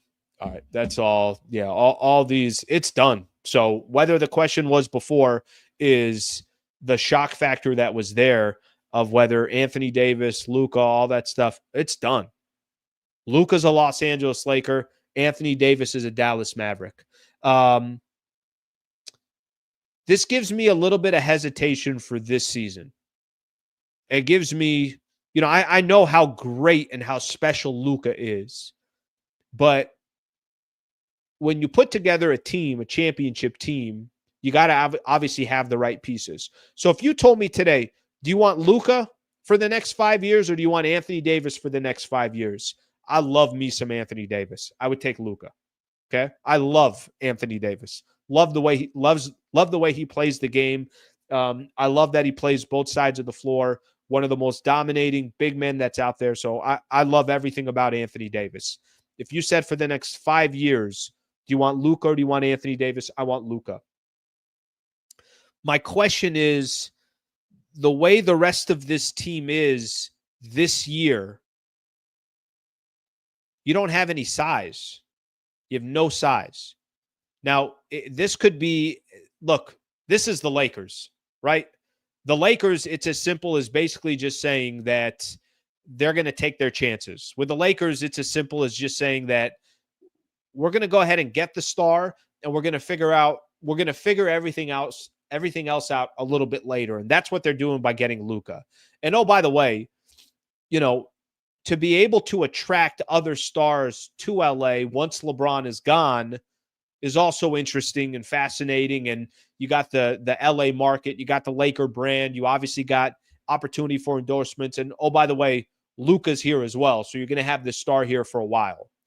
The question I would have is, did the Lakers just say, even if we can't win this year or compete this year, or they just don't believe that they're going to compete for an NBA championship, just get Luka over here and then we'll figure it out. That's probably the way that they're looking at it. But I think for this year alone, if you're looking at just this year, you don't have any size. You don't have a true construction of a team to say, hey, that team can go make a run because you're going to need size. Like what we saw from the Lakers tonight against the Knicks, that's not something that you could just depend on or think it's going to happen every single night. That's not something that you could look at and say to yourself, okay, well, Anthony Davis wasn't there. They could do this all the time.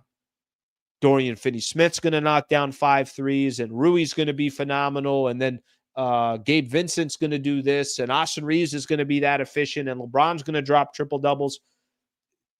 Lakers had a really good night tonight, but to think that's how they're going to perform without Anthony Davis, we all know that's not realistic.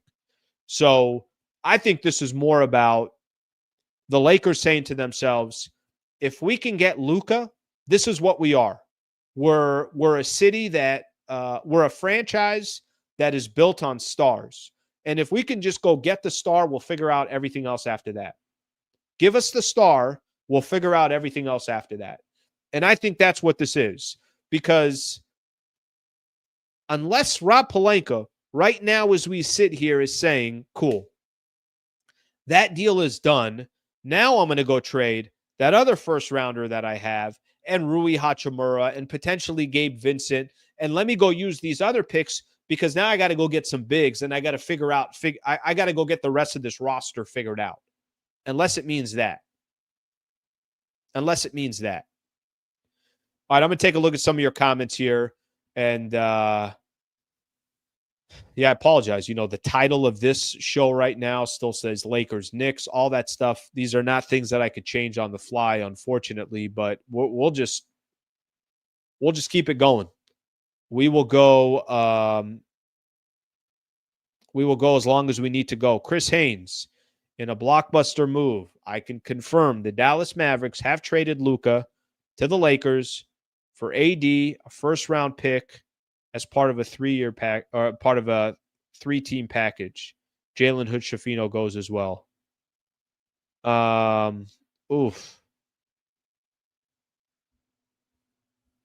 So much to look at here. Now the question that I just want to make sure on that I'm curious. Yeah, Max Christie's part of the deal. Yeah, I thought for a second, I'm like, did they hold on to Max Christie? All right, all that complimenting of Max Christie, that's gone. That is all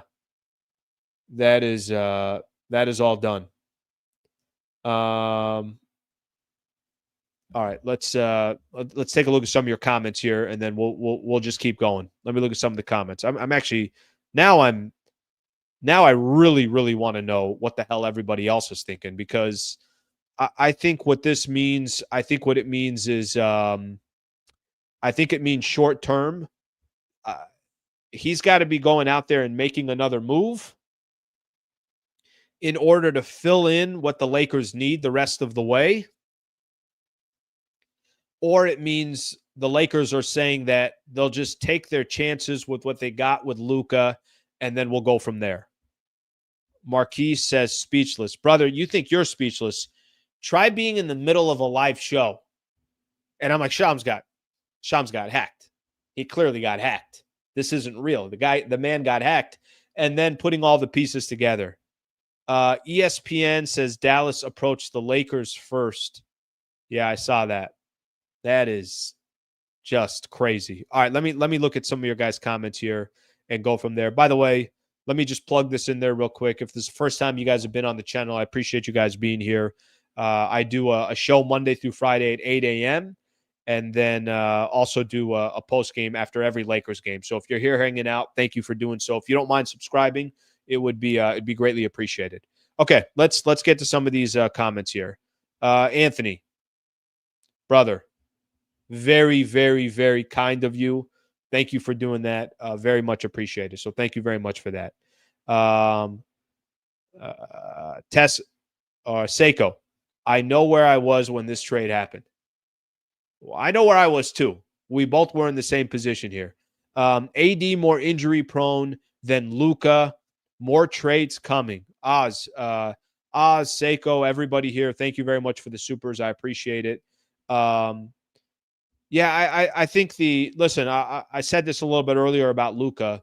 It's going to be up to Luka. I know I mentioned Michael Thompson a little bit earlier, but I'm going to mention him one more time. I remember he used to always tell me, he's like, I never understood the guys that can't be in shape while they're in the NBA. He's like, this is your business. This is your office. Your body is literally, that's your business. You come to work every single day and you're depending on your body.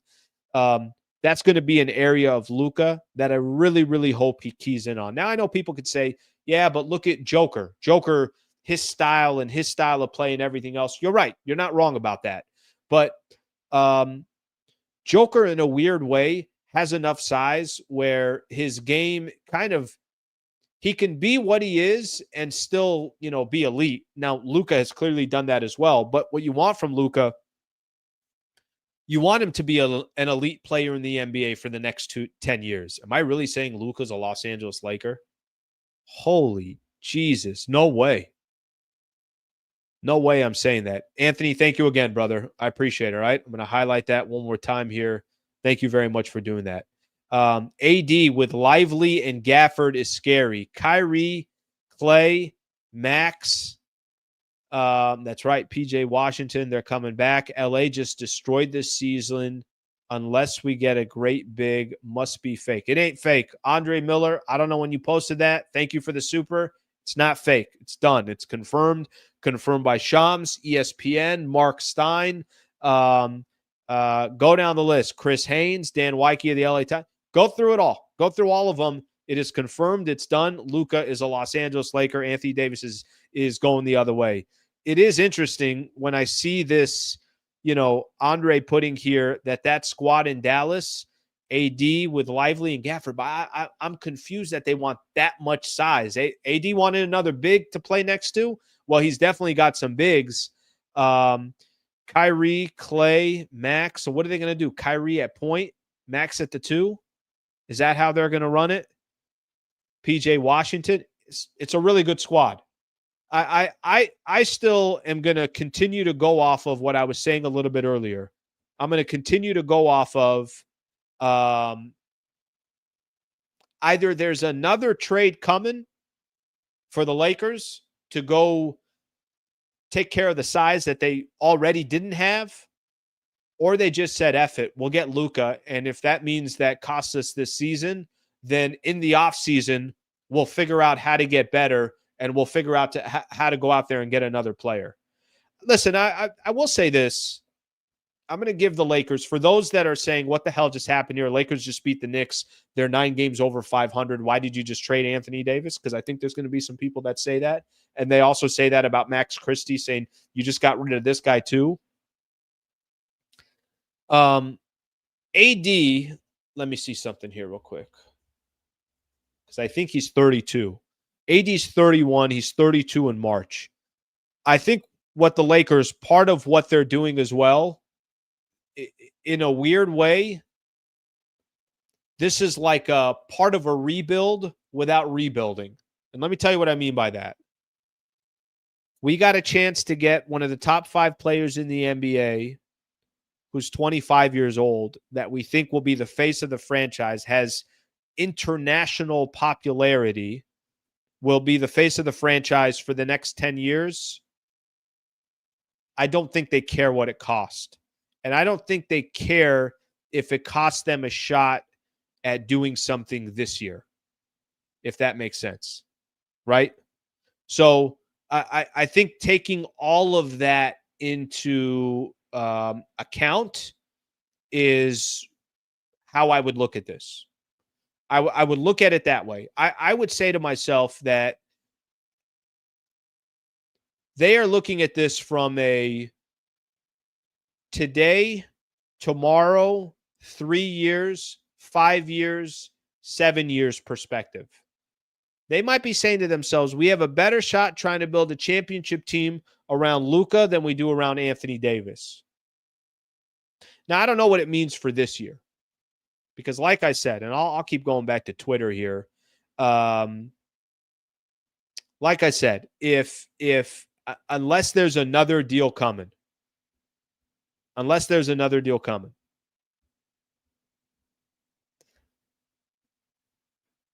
All right, I'm looking here.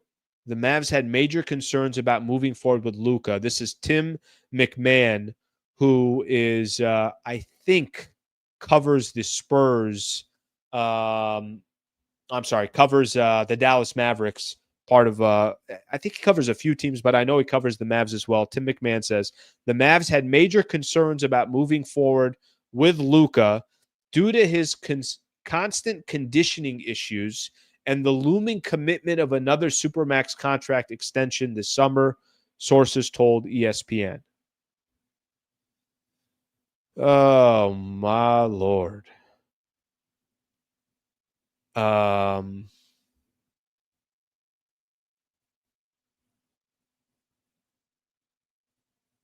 I'm seeing some people. There's a lot of comments, too. They're saying they're not sure how to feel about this. Let me read one here from Ramona a few minutes ago. Wrapping my head around this with everyone else, but the biggest thing to know is the Lakers have been led by the generational superstars throughout their history, and this was an opportunity too good for them to pass up after the Mavericks called. Also worth noting, Mavs GM Nico Harrison worked closely with Kobe Bryant throughout his career, and Lakers GM Rob Pelinka was obviously his agent.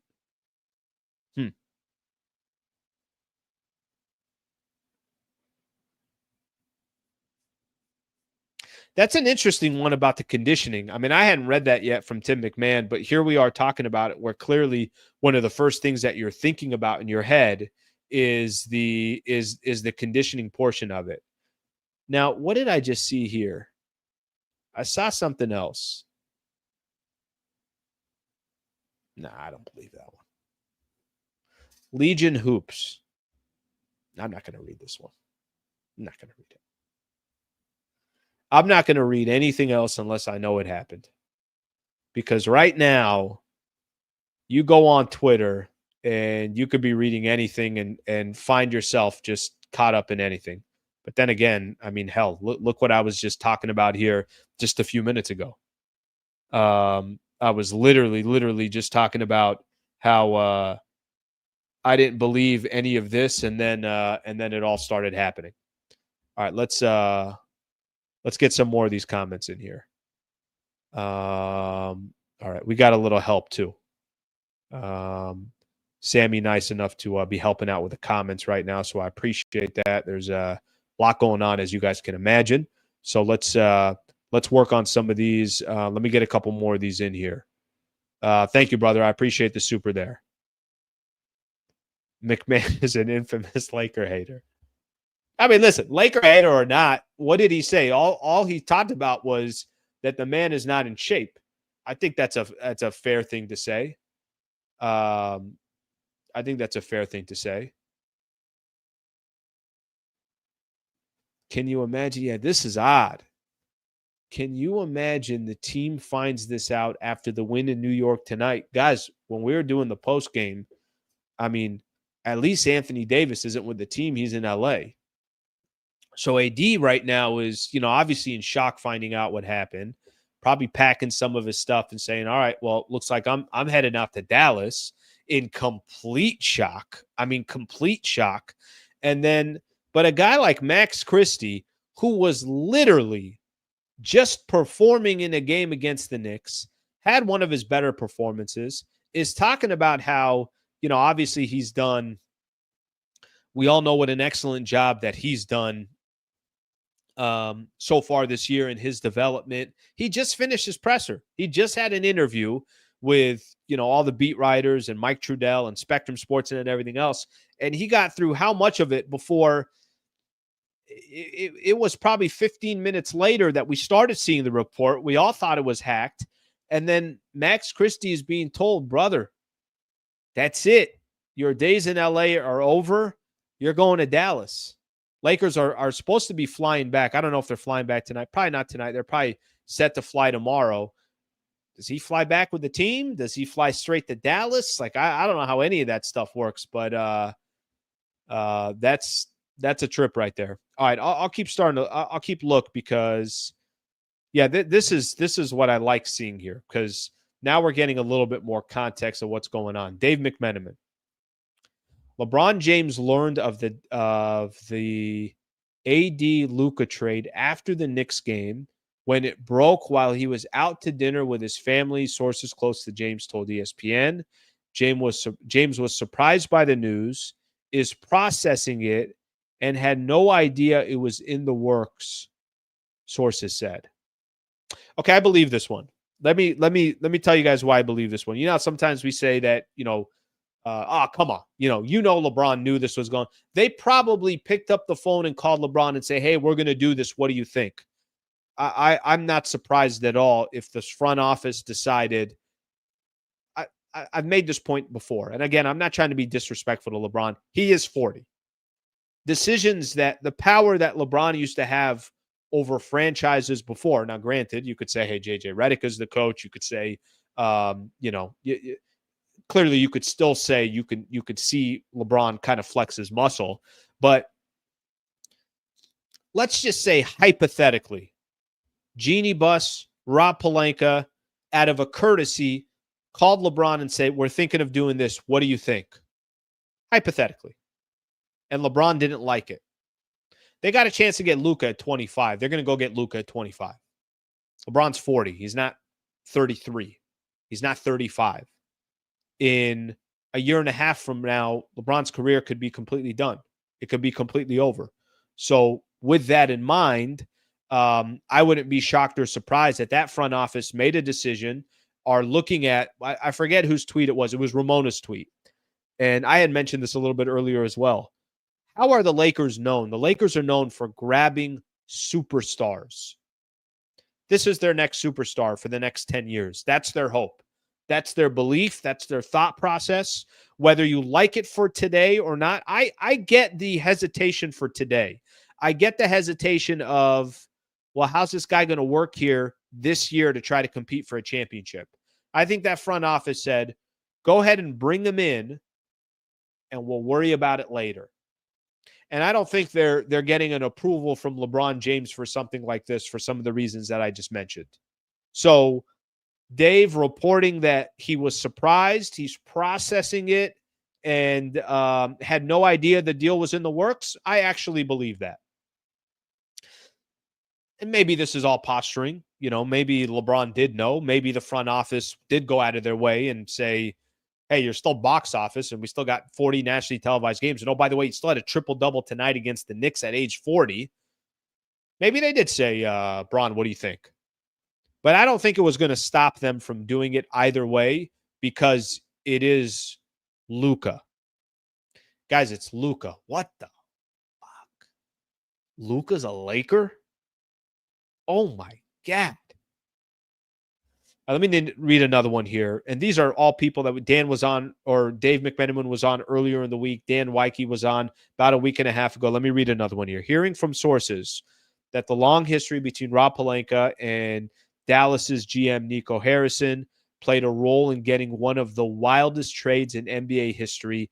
Lakers were presented with an opportunity for seismic change to build around one of the game's biggest young stars. Whew.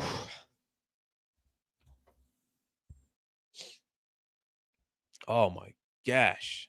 Remember when the Lakers beat the Knicks? And that was like a pretty big story. You guys remember that?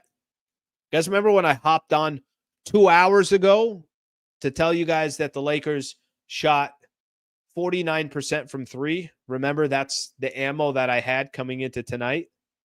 Mark Stein, another tweet from him. The Mavericks and Luka, until tonight, were heading towards a 5-year contract extension in July worth a record $345 million. Dallas GM Nico Harrison made the call to abruptly change the direction of the franchise with one of the most stunning trades in league history. You know what that tells me? First off, obviously,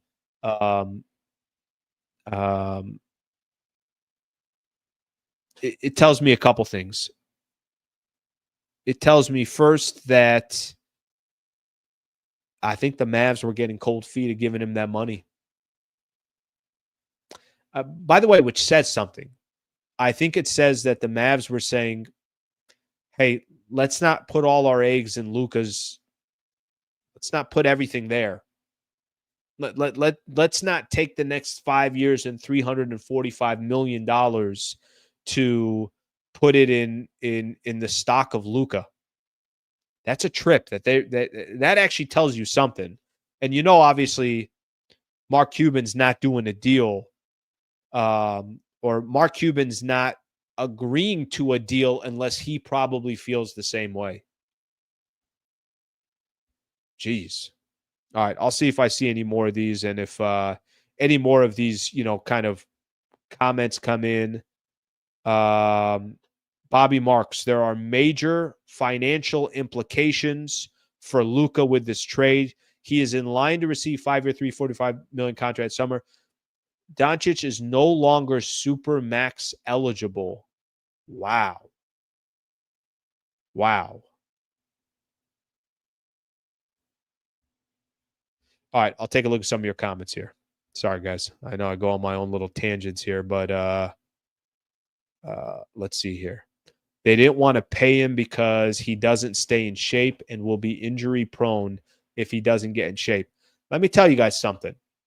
One of two things can happen right now if you're the Lakers and you just acquired Luka. Oh my God. This is so weird to say that. It's so weird to say that. Luka's a Los Angeles. Like, we're going to be doing post-game shows talking about Luka's night. How'd he do? I wonder actually how Braun feels about all this. But let me go into this here real quick. They didn't want to pay him because he didn't stay into shape. Think of the conversation right now. If there's one thing, we're going to find out a lot about Luka after this move. Let me tell you what I mean by that. What are we all saying right now? Dallas didn't believe that he was worth that money. He loses his Supermax eligibility. Everybody's saying that they probably traded him and didn't want to give him the money. They don't believe that he can stay in shape. If Luka's about to rock a Los Angeles Laker jersey, and he truly, truly wants to be a superstar in this league, one of the legends of the game, if that ain't motivation for you, I don't know what is. Aren't you going to find out a lot about Luka over these next couple of years based off of Dallas saying, we know you're top 5 in the league. We know we drafted you. We know we just got to the NBA finals with you. We know you're one of the faces of the NBA and you're only 25 years old. We don't want to pay you, and we don't trust that you can stay in shape. We don't trust that you can stay healthy. We're going to ship you to the Los Angeles Lakers. If that's not a slap in the face to one of the best players in the world, I don't know what is. And I'm not telling you that Dallas did the right thing or the wrong thing. What I'm telling you is, does this motivate Luka to say to himself, and he's obviously going to have a franchise that has championship expectations every single year, whether that's realistic or it's not realistic. That's just what the Lakers are, and that's what the brand is built off of, is championships, and it's built off of legends that have played in this game that are all Hall of Famers, and their jerseys are hanging up in the rafters. If that doesn't motivate Luka, I don't know what will. So I think there's a part of me, as the dust is starting to settle, and that we all know that this trade is for real, and that we all know that that this did go down. Part of me sits here and says to myself, damn, that dude was disrespected left and right. And either the Dallas Mavericks are going to be right about it, or the Dallas Mavericks are going to regret it. That's kind of up to Luka. I mean, sure, do the Lakers got to put a team around him? Do the Lakers got to make sure that they obviously the front office is smart, ownership is smart? Of course, all of that. But can you think of another way of disrespecting a star? Can you think of another way of basically saying, yeah, I know you're 25 and everybody says that you're top 3, top 5 in the league. We're actually shipping you out of here, even though we just got to an NBA Finals. Damn, that's got something right there. Pelinka, not so subtle hint to James to retire. Actually, it's a rebuild. Dallas didn't want to pay Luka, red flag. And that goes back to my point that I said, right? That goes exactly back to my point that I was just making. The point that I was making was, now it's up to Luka. Because a couple things can play out here. A couple things can play out. Here's a scenario. Let me play out a scenario with you guys that can play out the rest of the season for the Lakers, and then the future as well. Here's one scenario that can play out. One scenario can play out that Luka is that the team is just not constructed well this year, that they got Luka and they have LeBron and they have Austin Reeves and they have Dorian Finney-Smith and Rui Hachimura and Jared Vanderbilt, that they have all these guys, but you don't have size. You don't have bigs. You're going to get just tore apart rebounding wise. You're going to defensively, you're not going to have enough. You're not going to have enough size in the middle. What can happen is this year, they clearly just don't have the mix, and they say, okay, hey, that's all right. We're going to start building for the future. And let's say what eventually happens, or let's say the things that Dallas were concerned about actually comes to fruition. I mean, a lot of Laker fans are going to sit back and be like, we traded for a 25-year-old, but the guy can't stay in shape and he's this. I don't think that's going to happen. If I'm going to be honest with everybody, I don't think that's going to happen. I think it's going to really hurt the chances of the Lakers doing some real damage this year, unless there's another move coming. Unless they're saying to themselves, unless there's, like I said, unless there's another move coming. Let's get another one here. We got Luka locked in for 5+ years. I'm so happy. Stephen A., most shocking trade in NBA history. Interesting. The Lakers were 50-1 to win it all. They're now 21-1. Only 5 teams are more favored than the Lakers now. The odds people love this trade. Well, that could be a very Vegas thing too, that people are just going to start throwing money towards the Lakers. I don't know if I look at that and I say, well, Lakers got a better chance to win now. I think money is always going to go towards the Lakers, and it's just a sexy, they got Luka, they got LeBron, the money's going to go there. Dallas got a pretty damn good squad too. Now, I don't know who's their point guard, but why? How come there was no exchange of the bigs? Couldn't we get a couple of those bigs in return? So, that's one thing to say as far as Vegas goes. I think that happens. Oh my gosh. I'm still trying to figure this all out here. I'm still trying to figure all this out here. All right, let me see here.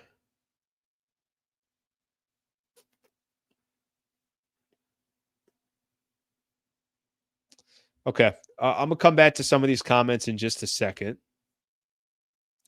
I want to look at a couple things on Twitter here. Just I like getting a little bit of that information. Some of these tweets out here. All right, let me take this comment off.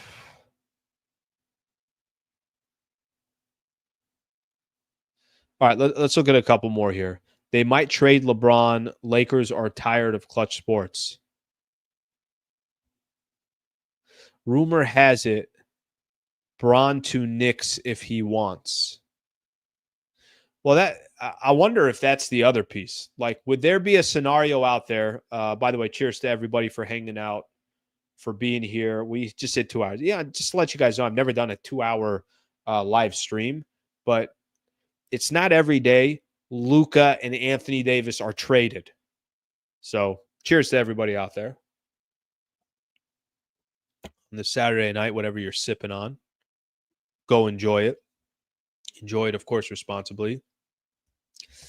I saw a couple comments in there, and I saw it on Twitter as well, but I was like, nah, I don't really want to react to that. Does this have anything to do with LeBron, in the sense, will LeBron be happy about this? Will LeBron say, well, what the hell is going on here? Here's one quote from Dan Weike on an NBA executive. My first thought is, how are LeBron James and Luka going to play together? My second thought, if you're getting Luka, you do it anyways.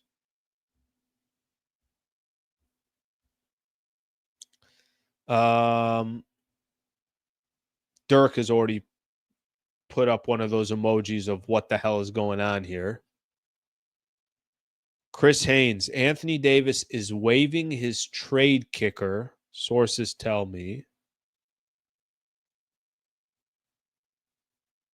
Somebody, Barstool Sports, put up, just a week ago, Anthony Davis was talking to Shams about Lakers trade deadline needs.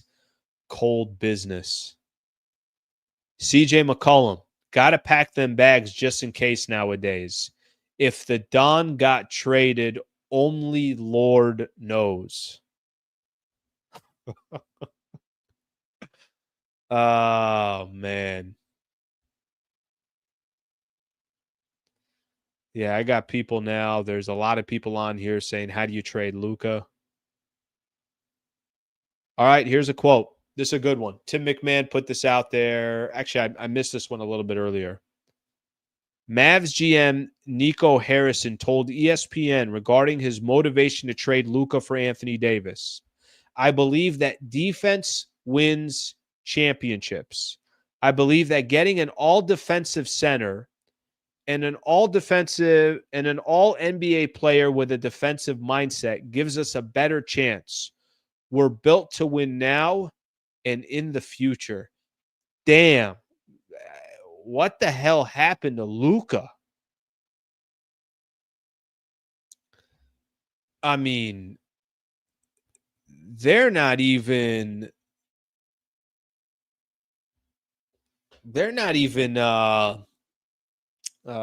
hesitating on all this. It's a bold move. Let me just tell you that. It's a bold move. And either the Dallas Mavericks, who got to the NBA Finals last year, find themselves now with a path to get back to the NBA Finals, and they think this is the team to go win it all, or, you're sitting there in a couple of years and you're saying, Luka's playing with the Lakers. The Lakers went out and found ways to get other stars for him to play with. You're going to get them on 45 nationally televised games a year, whether on ESPN or TNT or NBA TV. and everybody's got their eyes on the Los Angeles Lakers, and we'll see what Luka ends up doing. I don't mind if that's how Dallas feels, that's how Dallas feels. So however you want to look at that, but it's just more of a shock factor that everything happened. Let's see if we got any more here.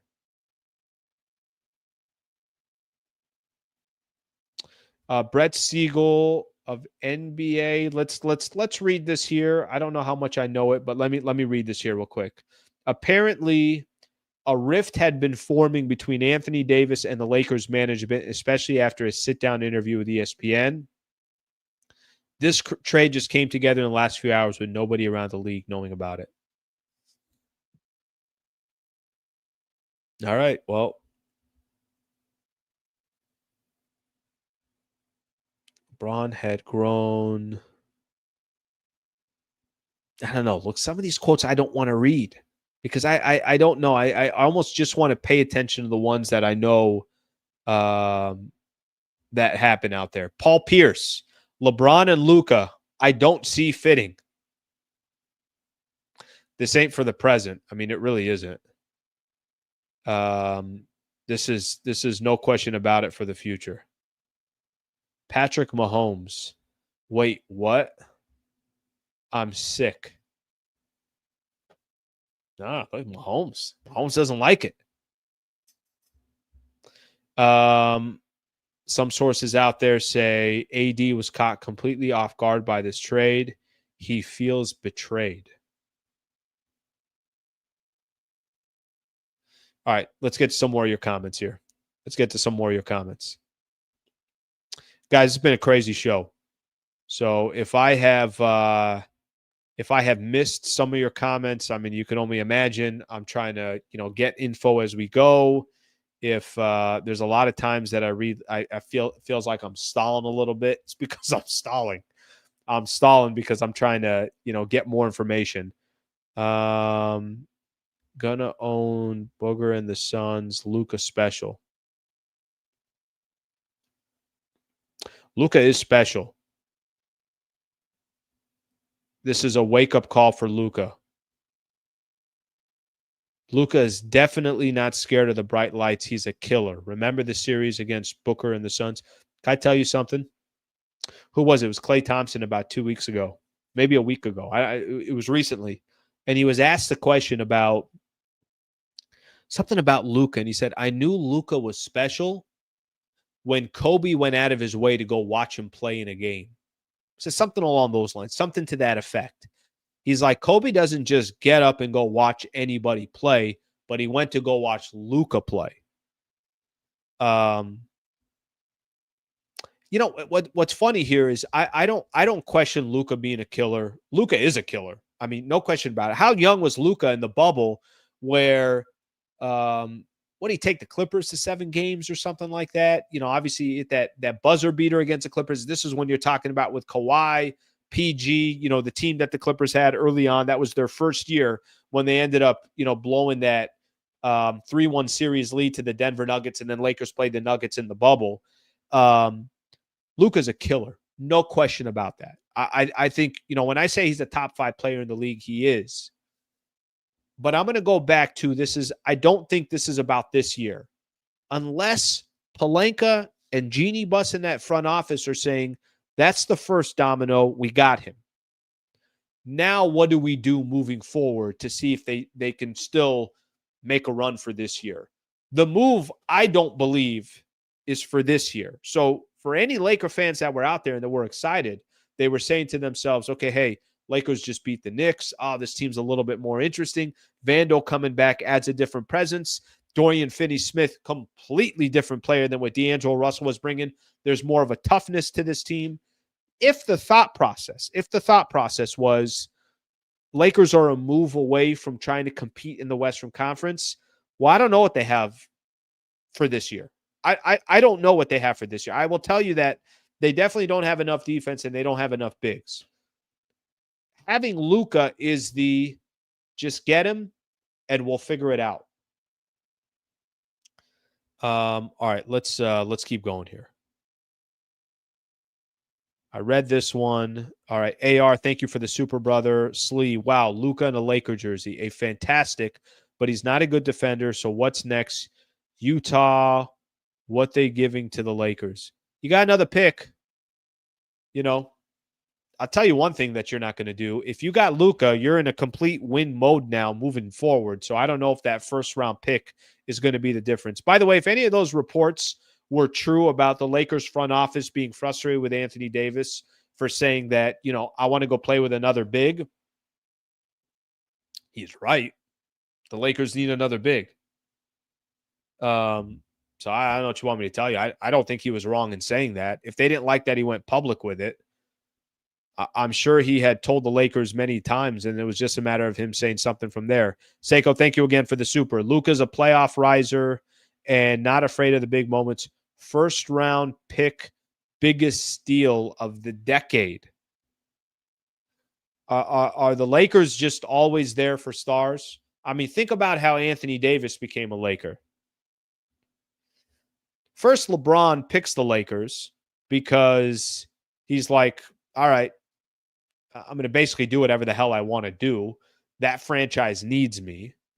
And then the Lakers trade all their young players away for another star, and only because that star had handpicked he wants to play with LeBron, Clutch Sports, that whole, relationship there. Then they ship out the Anthony Davis star to go get another star because the Dallas Mavericks aren't crazy about paying Luka. I mean, it's stars come to LA.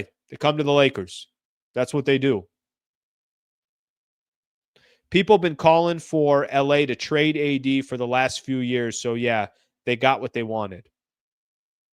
Yeah, people could have their own opinion. I wasn't calling for a trade for Anthony Davis. I like AD. I think AD is amazing. But I also didn't know that Luka was on the table.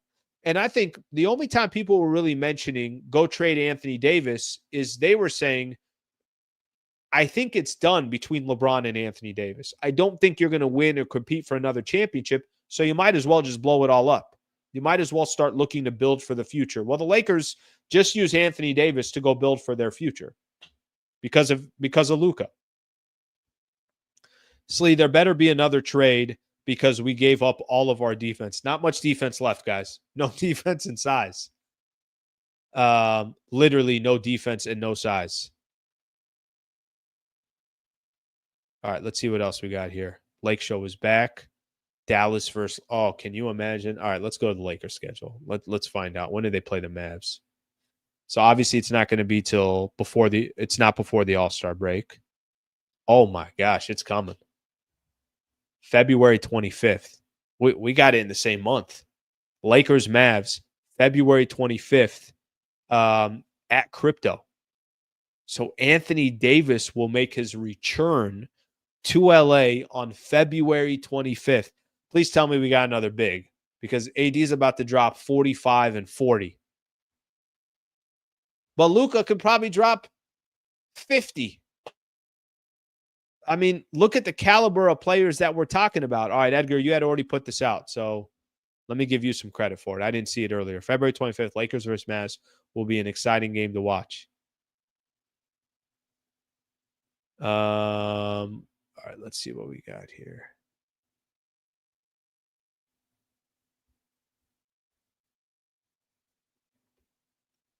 Let me find a couple here.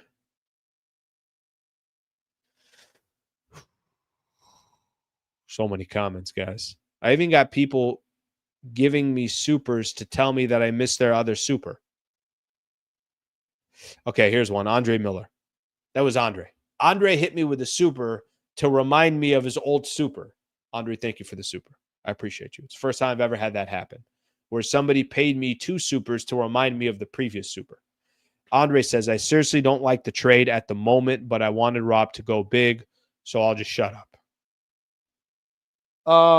Listen, if somebody told me right now, if I played this on both scenarios, if somebody told me, hey, I really don't like the trade, I really don't like the move, and you told me that I'm concerned about Luka and I'm concerned about his weight, or I'm concerned about his cardio, whatever, however you want to explain it. and then you told me that Anthony Davis is just, he's a perfect big man. He plays D, he plays offense. You'd rather have him for the next 3-4 years. I would listen to you, but I don't think you would be right. I would say I'll take my chances with Luka, but I get the idea and the concept. Again, if you're asking me right now, do you want AD for the next 5 years from age 32 to 37? Or do you want Luka for the next 5 years from 25 to 30? And I'm just saying 5 years because I would assume AD's with the Lakers for 5 years. I would assume Luka's with the Lakers for at least 5 years. I would take Luka. You gotta reconstruct your entire team, right? Your team's got to look a lot different. You got to figure out what this team looks like moving forward. You have to figure out kind of what the identity of this team is going to be. There's a lot that you're going to have to figure out, but I do think there's something to that. I do think there's something to, if I just simplify it for everybody and I just say, which one? Luka for the next 5 years or AD for the next 5 years? How about this? I'll ask you guys. Do you have a better chance of winning a championship? And this is all just kind of coming to me now as the dust has settled a little bit and we're breaking it down. Do you have a better chance of winning an NBA championship in the next 5 years with Anthony Davis as your star or with Luka as your star? I go Luka. And I love me some AD. I love me some AD. And I know a lot of it has to do with, well, who's AD playing with? And a lot of it's going to have to do with, well, who's Luka playing with? So I get that. I completely understand that. But if I just simplify it that way, I'm going Luka. So I hope that helps a little bit. All right, let me go back to Twitter here. I know there's a couple more. All right. Let's do this here. I'm going to play this for everybody because Windhorse is talking right now. So let's take a listen. This is one of the accounts is New York Basketball that put this out on Twitter. So I'll give them, obviously credit for this. But this is Windhorse on ESPN. Let's take a listen together. I haven't heard it either. Let's take a listen. About the Lakers, it's not really about LeBron. This is about the Dallas Mavericks and Luka Doncic. This move, in the moment here, believe is one of the most stunning trades, one of the biggest and most stunning trades in the history of the league. And obviously, because it is involving a legacy franchise and a legacy player like the Lakers and LeBron, we tend to focus on that. But that's not where the fascinating part is here, is my phone has exploded with agents and executives and players and all people with the game. The focus in the league is the Dallas Mavericks' decision to trade Luka Doncic here. This is basically a rebuke of him. This is them saying that they don't think they can win with him. They're worried about the kind of defense he plays. They're worried about the kind of way. Pause it here for a quick second. All right. I want to give my thoughts on this and then let's keep going. Guys, this is what I'm talking about. And Dallas might be right. Dallas could very well be right. Dallas knows Luka better than the Los Angeles Lakers. Dallas front office knows and understands the pulse of Luka better than the Lakers. However, let me just say this. This is a clear slap in the face to Luka. We don't believe in you. We don't think you can make it happen. We don't trust that you're going to take care of your body the way you're supposed to take care of your body. I saw a lot of those comments there. People were talking about, on the court, Luka's a killer. Luka goes for the kill. He loves the big moments. He doesn't care. How many different times were people saying like, hey, how are you doing this at such a young age? He's like, I've been pro in Europe since I was 14, 15 years old. I've been doing this my entire life. This isn't anything new to me. You know what Luka doesn't have? He doesn't have a championship. And I'm sure Luka, growing up, a fan of basketball and everything else and watching all these other greats. And I remember, Kobe when he was around and still coming to some of these Laker games. I remember there was a video that had gone out where Luka and Kobe were talking to each other. And anyways, you could see that there was a little bit of a connection there. I mentioned the Klay Thompson thing of, hey, this is, you knew Luka was going to be great because Kobe went out of his way to go watch. If Luka's not motivated by this, guys, I don't know what to tell you. maybe Dallas was right. Maybe Dallas just made the biggest mistake in their franchise history. Because you know what I would have been hesitating? You know what I would have, if I'm trading Luka and I'm the Dallas Mavericks, you know what I'm trying not to do is trade him to a franchise that is accustomed to winning, that has won NBA championships, that understands how to lure stars to their franchise, the fan base and an expectation within the franchise that, yeah, you kind of got to win a chip.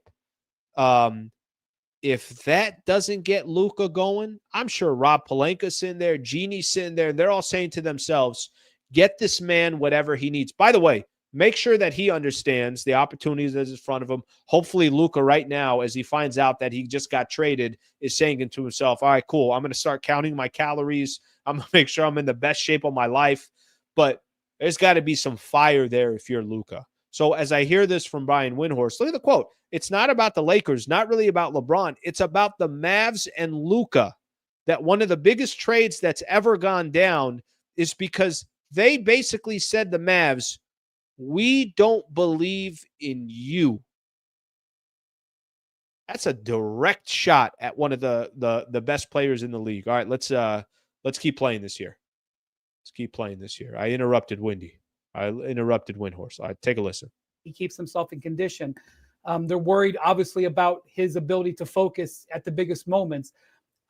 As you know, Phil, I have felt this way about Luka before, but I have always felt he would get past it. I would felt that there would be part of his story.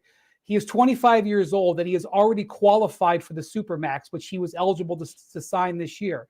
There was no way he wasn't going to sign that contract. He was going to be committed to the Dallas Mavericks. This was a player who was locked in. It was going to be a question of, could he win 2 or 3 MVPs? Could he win 1 or multiple championships? And it was the Dallas Mavericks who are pulling the plug on that. And not only that, they are not auctioning him off. They are not letting the league know, come to us with your highest bid. This was a pocket deal. This was like a $1 billion, mansion changing hands where there was only one bidder as far as we know. And not only that, they didn't even get the entire package from the Lakers. Yes, they got Anthony Davis. They didn't get Austin Reeves. They only got one of the 2 first-round picks. The Lakers are still holding a first-round pick. How can you trade Luka Doncic and not have the second first-round pick? I mean, that's a minor footnote.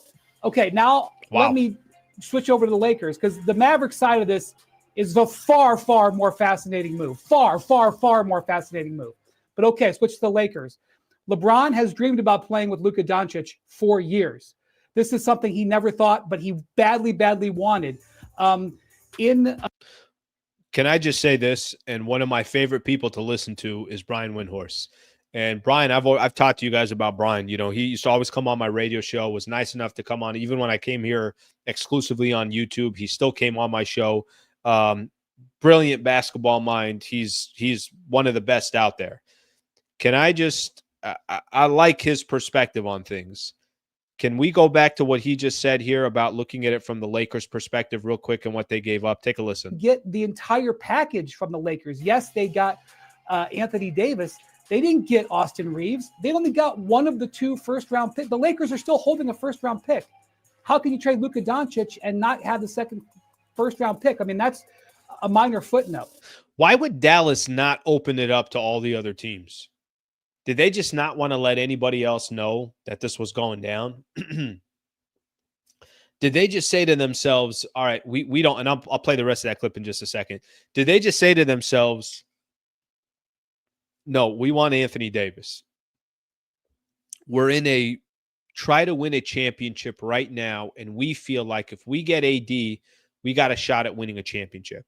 Luka was out for a little bit. I don't know how, how they were playing without Luka. I do remember that they had gone through a stretch where they were struggling, and then of course played the Lakers, and Spencer Dinwiddie looked like Michael Jordan, and all their other players, performed. But I wonder if they just said to themselves, we are only targeting, this is what we want. If we can get it from the Lakers, we're going to trade Luka. If we can't get it from the Lakers, then we're not going to trade him. But something that Windhorst said right there too, that they didn't get the second first rounder, that they didn't get Austin Reeves, that if they were looking, for other players to get, okay. That makes me feel a little bit more encouraged. I've already said it. If you told me the next 5 years, who do you want, Luka or AD? Give me Luka. Period. I don't. That's the truth. How that's going to fit for the rest of this season, I'm not sure. All right, let's hear what else Wendy says in this. Okay, now let me switch over to the Lakers, because the Mavericks side of this is the far, far more fascinating move. Far, far, far more fascinating move. But okay, switch to the Lakers. LeBron has dreamed about playing with Luka Doncic for years. This is something he never thought, but he badly, badly wanted. When Luka was deciding where he was going to go within Nike, LeBron pressed him very hard to come to his shoe brand within Nike. He ended up going with the Jordan brand, but he was trying to recruit him then. He saw a vision of the two of them playing together. A couple of years ago, Kyrie Irving tried to get LeBron to figure out a way to get to Dallas. And LeBron said, no, Kyrie, come to LA. But, the reason that Kyrie wanted to think to see if that was possible when LeBron was a free agent was because he knew that the Luka LeBron connection was there. So I'd have to Luka LeBron. All right, let's see what it think looks about like. it and see them play together. But this, while LeBron is losing a teammate that he's won a championship with, and I'm sure when he was brought with this, he was in shock. I haven't spoken to him or heard from him, but I have to assume that he will have a lot of excitement because he has dreamed of this, and I'm sure he thought it was never going to happen in his career. All right, there it is right there. Good stuff. Good stuff from Wendy. Holy Jesus. That's the first time, I played that clip. That was the first time I could look at my phone here for a quick second. I kind of snuck in a couple quick messages to Trevor Lane. Him and I are going back and forth. I'm like, you like it? We're both like just stunned. I think he's live on his too. Trevor Lane on Monday, by the way. He'll come on. We got nothing to talk about on Monday. Nothing. Nothing to talk about at all. All right. Not sure if I'm sleeping tonight. I'm with you. I'm just going to keep going. I have, I poured myself a little bit of bourbon earlier. We'll just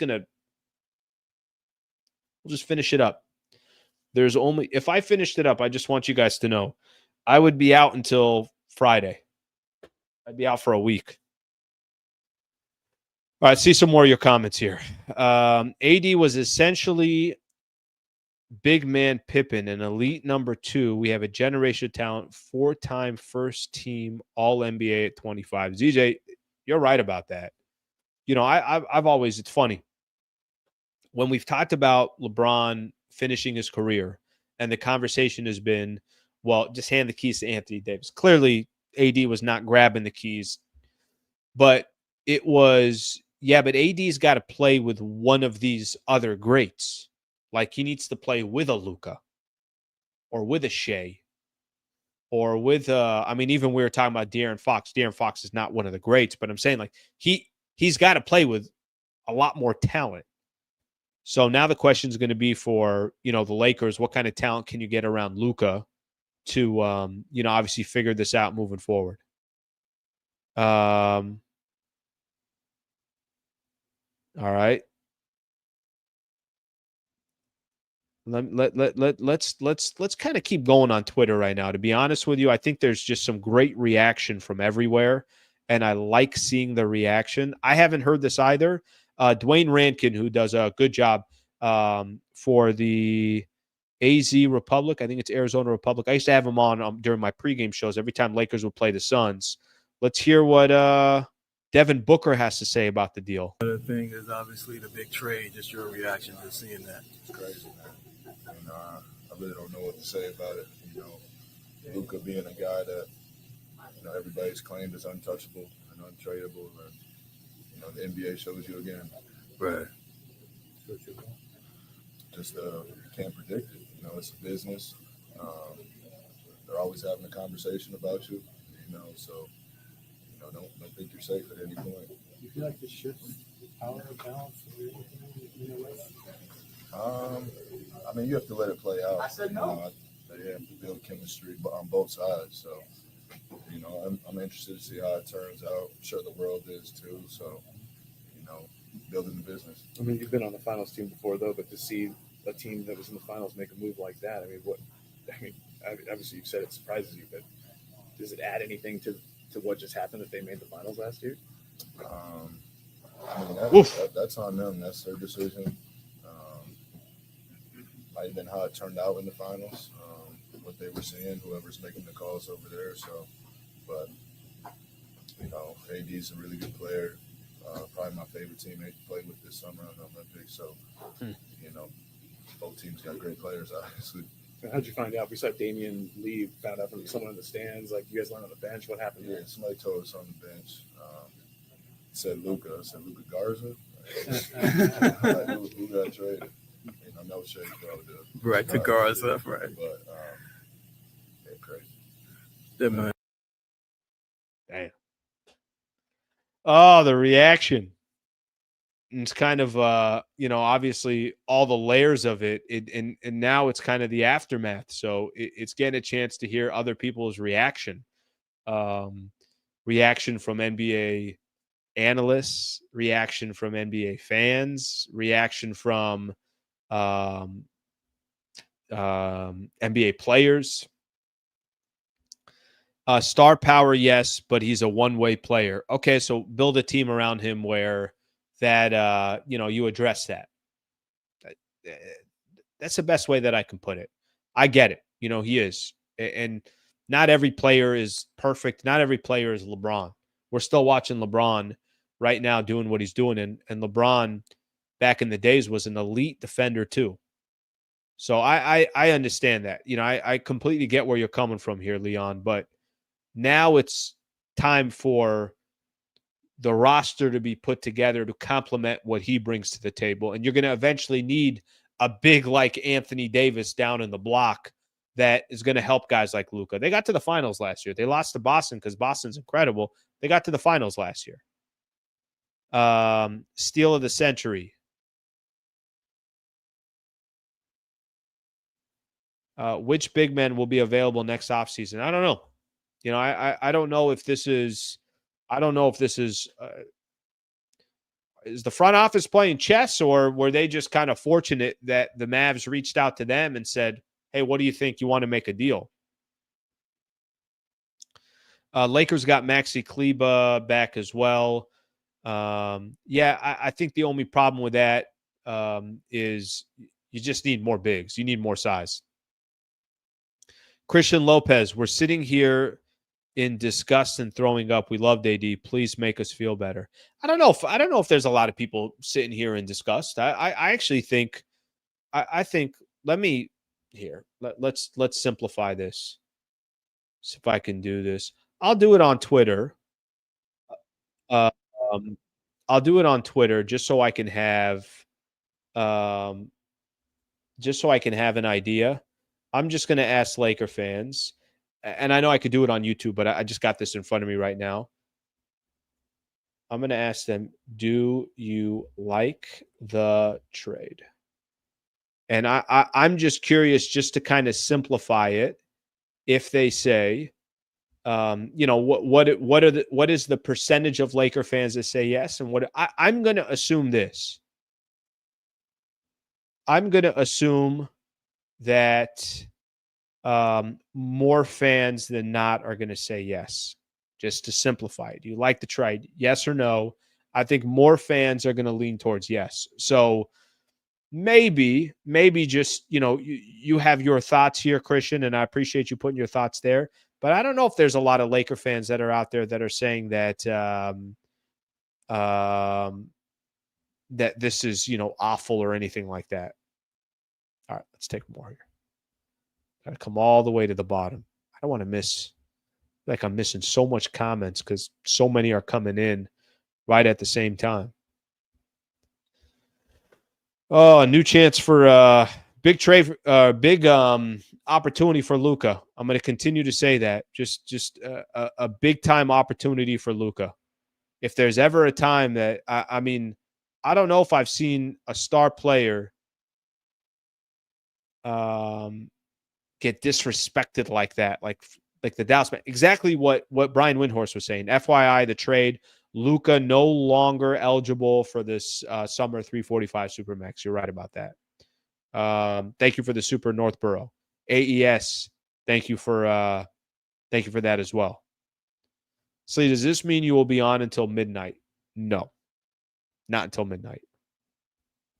As long as I still got content, we're going to keep going. As long as I still got content, we're going to keep going.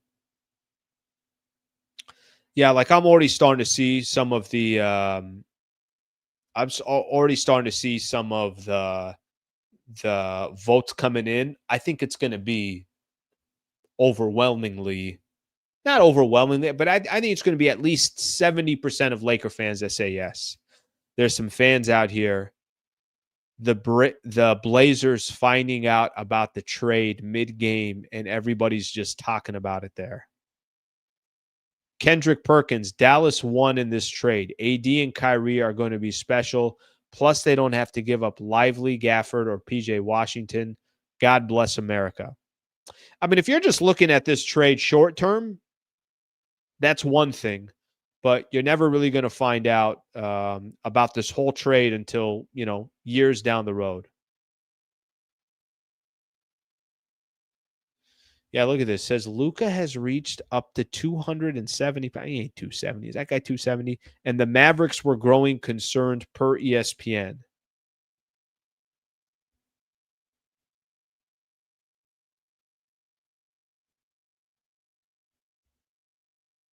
All right, let's take a listen here. I want to look at another one of these here that this is Shams talking about it. You guys remember when this first happened, when this first went down? I'm like, I'm not even going to read the tweet. I'm like, clearly, Luka did not just get traded to the Lakers for Anthony Davis. And it took, obviously a while for us to get there. But here is Shams. Let's take a quick listen. Here's Shams on ESPN. This deal materialized in the shadows. This came out of nowhere. This is maybe the most stunning trade, definitely that I've been a part of in recent NBA history, as far as it was never clearly out there. And you saw two teams in Rob Pelinka with the Lakers, Dallas Mavericks, Nico Harrison there doing this deal. And I'm told Luka Doncic, Anthony Davis, LeBron James, the players, coaches, a lot of people on both sides with the Mavericks and Lakers had no idea. I can assuredly tell you it's a fact. LeBron James had no idea this was coming. Anthony Davis had no idea this was coming. I'm told Luka Doncic is still stunned about this trade. Whew. I put in my request a little bit earlier. Let me see Chris Haynes here. Let's get Chris Haynes. I love this guy too, getting his thoughts. Get his thoughts real quick.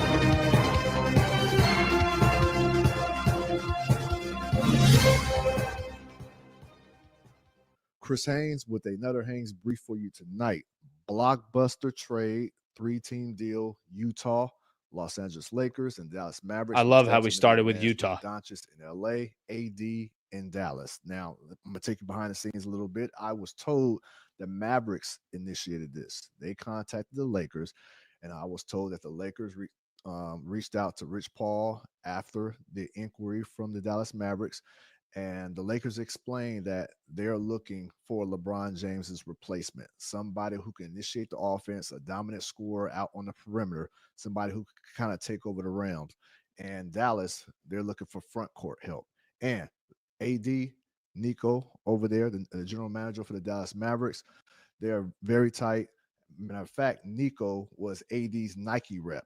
He's the one that helped sign AD to Nike way back when. So there's a connection there. I was told that AD was initially shocked, but as of right now, I'm told he's feeling good about the situation and moving forward. So that's kind of what happened behind the scenes and what led to this. The Dallas Mavericks initiated this.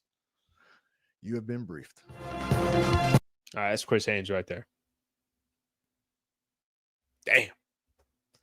Is it kind of funny? On the Anthony Davis front, it's kind of like,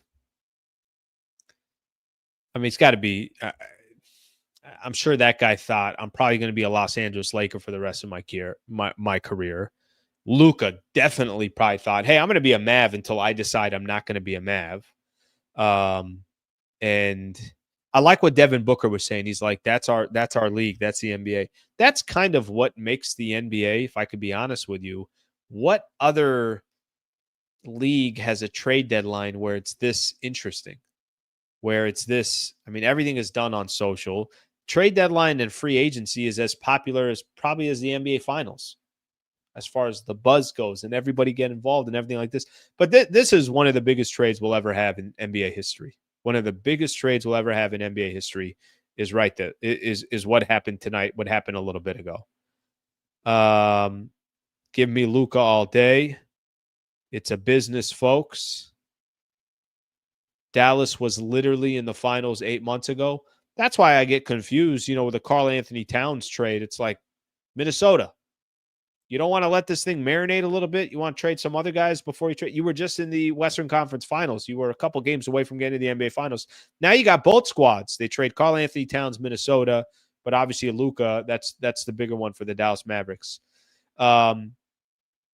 What's crazy to me is how openly public Dallas is about exactly why they're like, nope, we are not. We want nothing to do with Luka. We're going to trade. I mean, listen, I get what Windhorst was saying, but it's not like they didn't get it. AD is a top 10 player in the league, and but he is 32 or about to turn 32. I like Max Christie, the first rounder that you got as well. But I'm surprised they didn't get more. I'm surprised they didn't get both first rounders. I'm surprised that there wasn't more in the mix. Short term, probably really good for Dallas. Long term, I don't know. I'd rather take the Lakers what they have. Kendrick Perkins says both sides won. Who's this talking? Greg Anthony is on NBA TV reacting to the massive Luka trade. Let's hit. All right, let's get a little bit of this from Greg Anthony. I actually like listening to Greg Anthony. Let me get a little piece of it. I just want to hear a little bit as well from him and some of the crew on on NBA TV. And I kind of like where this is going because it's how everybody else felt as far as everybody being stunned. Take a listen. GA, I'm coming to you first because I just ran in the room like, what is going on right now? When you came to us during break with this news, I couldn't believe it. I'm still somewhat thinking it's a hack. It's really hard to fathom the thought process from moving on from Luka Doncic. It really is at this stage of his career. True, that part's true. A young man that just led a team to the finals. And what Nico said, I don't disagree with. Like Anthony Davis is as good a basketball player as we have in the world. Like he, from a defensive standpoint and offensive standpoint, he does it all. But I'm still shocked because it's also fit-wise. How does it work when you're talking about both the Lakers and also the Mavericks? Because, LeBron and Luka are similar type players in that they are ball dominant. Let me tell you, fit right now for the Lakers. Let me actually do this real quick. Let's look at the Lakers roster here for a quick second. Oh, yeah, go to ESPN. Luka to Lakers, AD to Mavs, and Stunner. My God, what are we going to do with this? If you look at the Lakers roster here real quick, I wonder how quick they change this stuff up. Why does it feel like the Lakers beat the Knicks a year and a half ago? All right, let's look at this real quick. Let's look at the roster. Oh my God, how weird is this? I got to share this with everybody here. This can't be. Come on, this isn't that. I'll go back to but then I got to stop sharing that one. All right, we got to stop sharing because I want to share something else with you guys. How freaking weird is this? Look at the Lakers roster. Luka's already on there. What is going on here? Luka's already on here, guys. They already took Markieff Morris is on the Lakers roster. Oh my gosh, how weird does this look? All right, here's the roster that the Lakers have. I'm still tripping out on this. All right, so your starters. Okay, you lost 2 starters. So Anthony Davis is gone. Max Christie is gone. My mind is still not wrapping my head around it. It is just such a trip to see the Lakers roster, and it already says Luka on there. Luka is a Los Angeles Laker. All right, so who are you going to start here? So you go Luka at your 1, Reeves at your 2. Hey, finally, people are going to be happy now that Reeves is no longer on ball. So I think a lot of Laker fans get are excited about that. Now that backcourt on defense, we're struggling in that department. So you go Luka, you go AR. You got to start putting some defensive players in there. Plus, you need size. So what are they doing? Are they going? If it was still LeBron and it was Rui, then that means they're going to go Jackson Hayes at their 5. Okay, so obviously a significant drop-off defensively for the Lakers. Let me pretend here for a second that JJ Redick is going to say, cool, we're going to go ahead and not do that. Let me work around the lineup. Then I think you got to put Dorian Finney-Smith in the lineup. Are they going small where it's Dorian Finney-Smith? Like, is Jackson Hayes guaranteed? Is it Maxi Kleber that you're putting in there as a starter right out the gate? So here's who they got. Luka, Dorian Finney-Smith, Rui, Jackson Hayes. I'm going to talk about guys that I know are going to get PT. LeBron, Kleber, Connect, sort of. Austin Reeves, Jared Vanderbilt, Gabe Vincent. You got no size. You got no rebounding, and you really, obviously lost a couple key defensive players. So what they'll do in the starting lineup, they are staying in the starting lineup. So Luka, Austin Reeves, probably Dorian Finney-Smith. What are you doing? LeBron and Jackson Hayes? Or are they keeping Rui in there and taking, but that doesn't, it's going to take a second to figure this out. That's for damn sure. That's for damn sure. It's going to take a second to figure this out. All right, let me go to some of the comments here. Are you guys understanding where I'm going with this?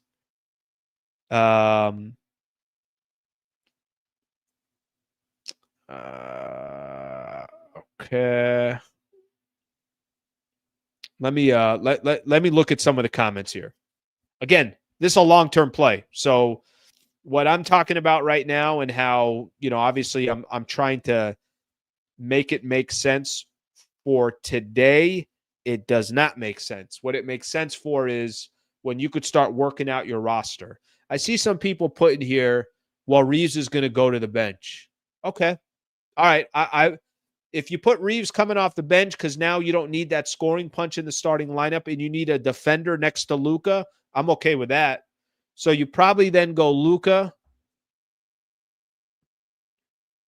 Vando, they're going to still give him some time to come back. So they're probably, let's go Luka, Dorian Finney-Smith, LeBron, Rui, and Jackson Hayes. And then coming off the bench, Austin Reeves, Gabe Vincent, Jared Vanderbilt, Kleber, and whoever else I'm missing. I'm probably missing somebody else as well. If you don't like it for the Lakers, give it some time. All right, let's see what we got here. Did AD make the All-Star team? He did. Bron just tweeted. All right, let's see Bron's tweet. Let's see what he's got. All right, I got this one. KD's reacting to the trade. Got that. I got to find Bronny.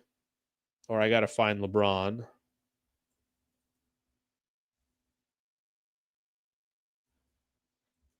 I'm just going to move my whole operation to the bed. I'm just going to lay down and I'm going to keep going. And if I fall asleep, then we'll just keep going.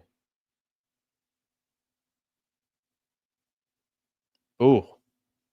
Damn. Whew. LeBron definitely tweeted. Let's take a look at LeBron's tweet real quick. Here's LeBron's tweet. Let's just say LeBron not mixing words on Twitter.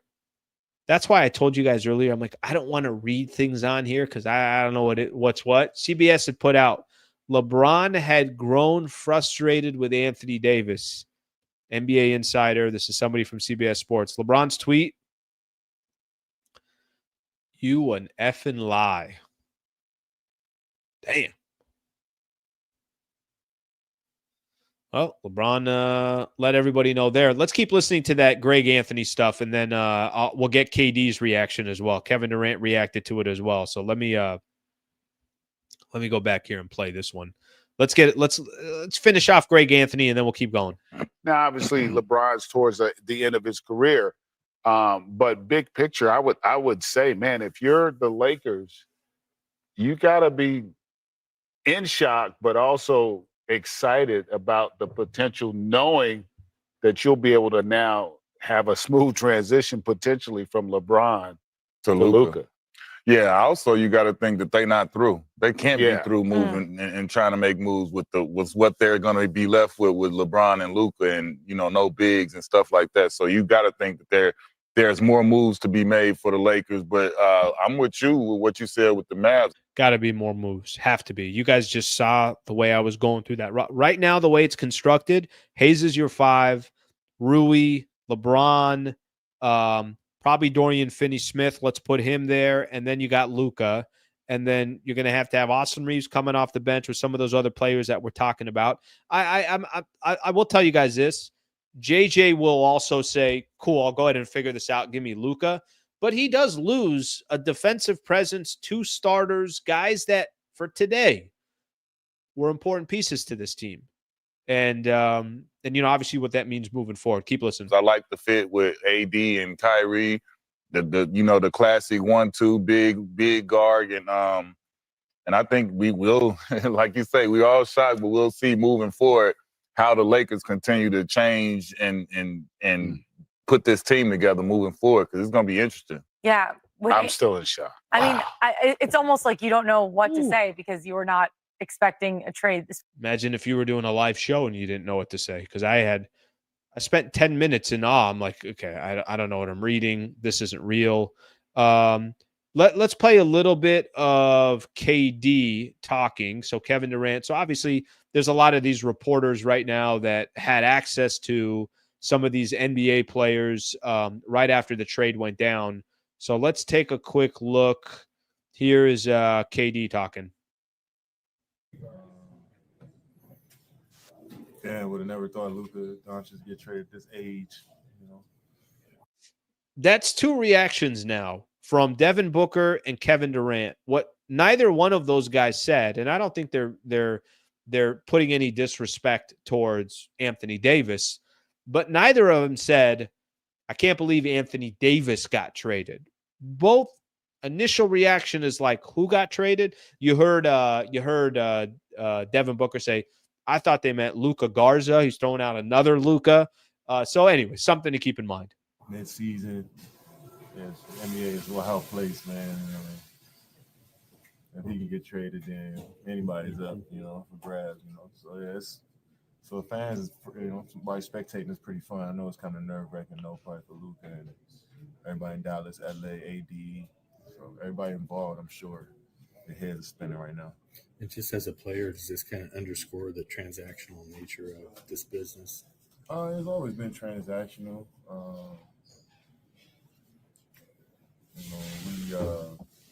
Players are held to a different standard of loyalty and commitment to a program.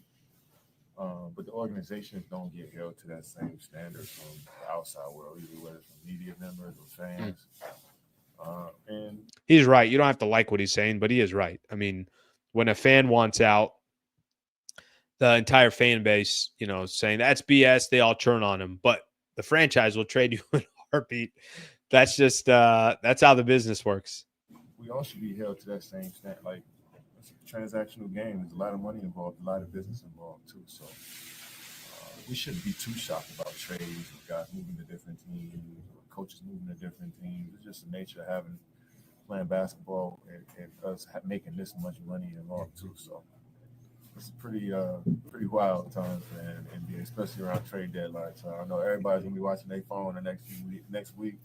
We got 5 days. I know everybody's gonna be following the updates. So yeah, it's crazy. Do you feel like this shifts the balance of power at all in the West? Yeah, I mean, you got two. Better have Luka and LeBron. Yeah, like you got Luka, LeBron, Reeves, you got Kyrie, And AD, Clay, Gafford, Live, man, shit. Yeah, it shifts the balance. So many great players. You know, two great players just got Good interview, Katie. Man, I just can't wait to see it all on the floor and see, hear from both of them too. I know that first time talking is gonna be eventful time, So wow. When they went to the finals last year, I mean, does that underscore it even more? Like this team just went to the finals, like their best player just got traded. Yeah, man. Yeah, I mean, yeah, I dealt with that too. Coming out the finals and you trade a huge part of your team, and it just takes something away. It takes something away. It takes your identity away, especially when you have success. You got to kind of reshape the team and figure out who you are as a unit. The new guy coming in, but they have veteran players over there. Kyrie's a champ already. AD's a champ, so I'm sure they'll figure it out pretty quickly. But it's just the nature of the sport, man. Anything can happen, man. Keep you on edge. Do you think it'll force other teams to do something big? For sure. I mean, you start seeing stuff like that. As an organization, you might get a little bit more courage to do some stuff when you see another team trade away somebody like that. Oof. This got to be the biggest trade I've seen since I've been in the league or since I've been watching the sport. This is insane. So yeah, every other team might get confidence and say, "Fuck it, I'll trade my." You know what I'm saying? My top players, a few of my top players. Fuck it, this ain't working. But yeah, This is a great interview. I'm still shocked. How did you find out? Man, a couple fans was just on their phone during the game in the fourth quarter and just said, Luka got traded. I'm like, the fuck? Then our security guys showed me his phone. I'm like, oh, man, I seen Shams. When Shams tweeted, it's the show. But like I said, crazy league. Looking forward to the next couple days. Thanks. It's solid right there. Again, Dwayne Rankin, I mentioned he covers the Phoenix Suns. AZ Republic, I think, is who he does it with. So phenomenal stuff from him. He had Devin Booker. He was asking about he was asking KD as well. So that's some good stuff right there. But by the way, do you guys, and I'm not trying to blow smoke up, Laker fans, what, but KD's reactions about Luka getting traded. It's less about AD getting traded. Look, I will tell you guys this all day long. AD is incredible. I'm a huge fan of his game. I'm a huge fan of, what he's done and what he was able to do for the Lakers. I know there's some frustrated years in there as well, injuries and things along those lines. But Kevin Durant, when he's saying if Luka can get traded, anybody can get traded in the league. That's who the Lakers got. There's going to be so many more layers to this as we, get a little bit further down the road. And you heard him say, hey, I can't wait to hear from these players or whatever the case is. It's funny. Earlier today, I submitted. I'll see. I don't even know if it will get accepted or not. But I submitted a request to the Clippers because they got Lakers-Clippers coming up on Tuesday. So I'm trying to, obviously go to that game, try to cover that game. And that was before the trade. But can you imagine the circus coming up on Tuesday in Inglewood? And then can you imagine the circus coming up on Thursday when the Lakers are playing the Golden State Warriors? It's going to be Steph versus Luka at Crypto. What hell's going on here? Take that, Clutch Sports. Rob 1, Clutch 0. Yeah, that's right. What's Clutch saying right now? What's Rich Paul saying right now? Probably like, huh? They're allowed to do that? I thought we were calling the shots around here. No, they're allowed to do it. Sliwa, a 24-hour live stream. Well, in about a minute, I'm 21 hours down, or I'm 3 hours down with 21 hours left to go. Anthony, thank you for the super brother. Keep it going, Slee. Yeah, I'm just stunned. Like I tried my best. We did about an hour of the postgame show, and then I probably had 10 minutes. I'm gonna have to go back and take a look at this. I probably had 10 minutes where I just sat there like, I don't know what the hell's going on here, but I don't know what to believe and what to read and whose tweets to look at. This can't be real. This man definitely got hacked. I'm talking about Chums. And then he came in with another tweet that said, this is not, this isn't fake. This is real. I'm like, I believed it even less. And then ESPN's like, yeah, this shit's real. What a trip of a day. Anthony, thank you, man. Thank you again, man. Thank you for the super brother. I appreciate you. Let's get a couple more in here. Beast mode. Is this move a message to LeBron meeting Lakers saying you got to move? We're looking for the future. No, let me tell you what's going to happen. LeBron will play out the year with the Lakers, and he'll play with Luka. And the Lakers will make so much money that they don't know what to do with it. And then in the offseason, they're going to probably start trying to figure out, well, how the hell can we build this roster around Luka and LeBron, but Luka. Luka's going to be, just like I kept making the case over these last couple of weeks, Anthony Davis, it's hit when he talks, I listen. If Anthony Davis got something to say, I want to know what he's got to say because it's AD. He's the present. He's the future. He's this. He's that. He's also a Dallas Maverick now. Manuel, thank you, buddy. I appreciate the super. Thank you again, Manuel. Look at Manuel with a 1-2 there. Thank you, brother. I appreciate you very much. All right. Here is another super here from LA. Trade idea. AR. Dalton Connect. Gabe. Christian Wood. Cam Johnson. And a first-round pick. By the way, I just want you to know we don't have any players left. You just traded 14 guys for Trey, Cam, Jalen Wilson, Star Trey. That's so many players. I don't think a trade like that's going to happen. So I appreciate the super. Thank you for throwing it in there.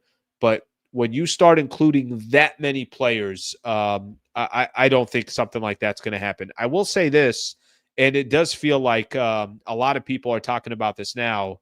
Is the center position dead now? Thank you for the super as well. I think a lot of people are saying this. They got another move coming. I mean, I'll tell you what the Lakers are not going to do with that 2031 first rounder. They're not going to draft somebody in 2031 with that first rounder. If you just got Luka, that pick is gone. Now the question's just going to be, what are you going to try to do? Are you trying to make a move right now? Or are you trying to make a move in the summer? I think what they should do, I think you got to follow this up with another move. I think you kind of have to. I think for the sake of Luka, out of respect to LeBron, I think you got to follow up another move here in the next 5 days and basically just say, even if you don't think you're going to win a championship this year or compete for a championship, make a move for a player that you think, okay, hey, we can have this guy for the next X amount of time with Luka or whatever the case is. You can't not have a big. You need a big and you need some defensive guys. Did you know Powell got traded on February 1st? You know what's so funny? Manuel, thank you for the super. You know what's so funny? I saw a clip earlier today, and I did not know that was tied to today. But it was when Stephen A. Smith is going off that the Lakers traded Kwame Brown and everything else. It's kind of one of the funnier rants to take a listen to. And he's like, are you kidding me? They just traded Kwame Brown. And he just goes into his, rant or whatever the case is. I didn't know that was in I didn't know that was because today's the anniversary of it. So thank you for sharing that. I appreciate it. Let's get another one here. Senor Bean. As someone who left X a long time ago, thanks for the play-by-play, Slee. All right, brother. I got you. It wasn't planned for me either. I mean, I didn't think I was going to be on here at 11:15 for a 5:30 tip-off Lakers and the Knicks. I do appreciate the super, buddy. I do appreciate the super. For some people that are talking about go after, Miles Turner right now and things like that, the one thing that I don't know, and I don't know now. Remember we were talking about it, that Miles Turner was going to cost you 2 first-rounders, or Walker Kessler was going to cost you 2 first-rounders. You don't have 2 first-rounders anymore. So I think maybe the question is, are you trying to, hey, it's Dalton Connect, who was a first-rounder and a pretty good player and a first-rounder. Is that going to get something like that done? I don't know. I really don't. I'm just kind of throwing that out there. All right, let's see some more of your comments here. Christian Lopez with the super sticker. Thank you, buddy. I appreciate you. Thank you for doing that. Let's see here.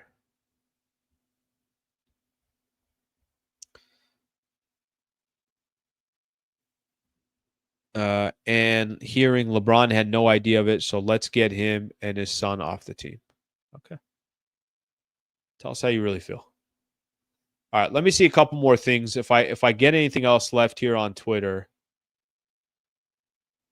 then I'll play it. If I don't, then I think we will start. I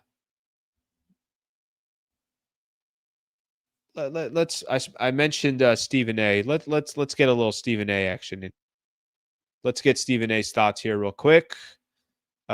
Stephen A. was on. Let's take a quick listen, giving his thoughts on the trade. I'm shocked like most, if not the entire basketball world appears to be. It's not something that you would have ever anticipated, primarily from the Dallas Mavericks. Luka Doncic is a global star. Guys, I hate to keep pausing this here. That's all anybody's saying. That's the reaction. The reaction from everybody is like, wait a minute. Luka? Every single person that you could think of. But let me also say this. Brian Windhorst went out of his way to explain, here's why they're doing it. They're doing it because they don't feel like this man is going to get in shape, or they don't feel like his conditioning is right, or whatever the case is. But let's keep going here. He's a global superstar in this game. You know what he can bring to the table. He's fresh off an appearance in the NBA Finals. He's 25 years of age. He's a perennial all-star and a 25 points per game scorer, averaging 28 points a game this year, even though he only played 22 games. Nobody would have thought that you would think to trade Luka Doncic. So there's a lot of speculation as to why that may have happened.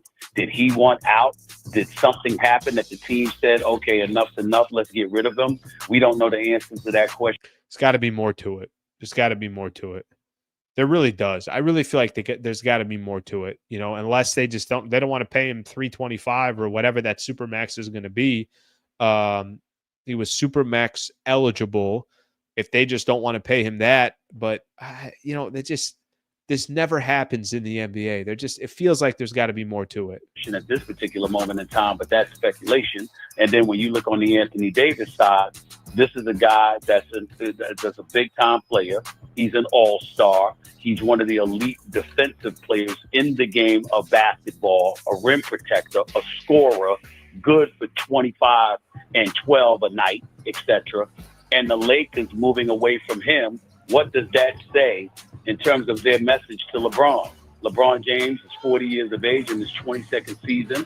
You're looking to compete for a championship. Anthony Davis himself is on the record saying we need a 5 so I can get to my natural position at the 4. And I think that's what we could use in order to move forward and potentially. Technically, they gave him a 5, but they gave him a 5 in Dallas. So truthfully, whatever Anthony Davis was asking for, the Lakers actually kind of creatively accommodated. Actually win a championship. By this move happening, the Lakers have no rim protector. Luka nor LeBron James can do that.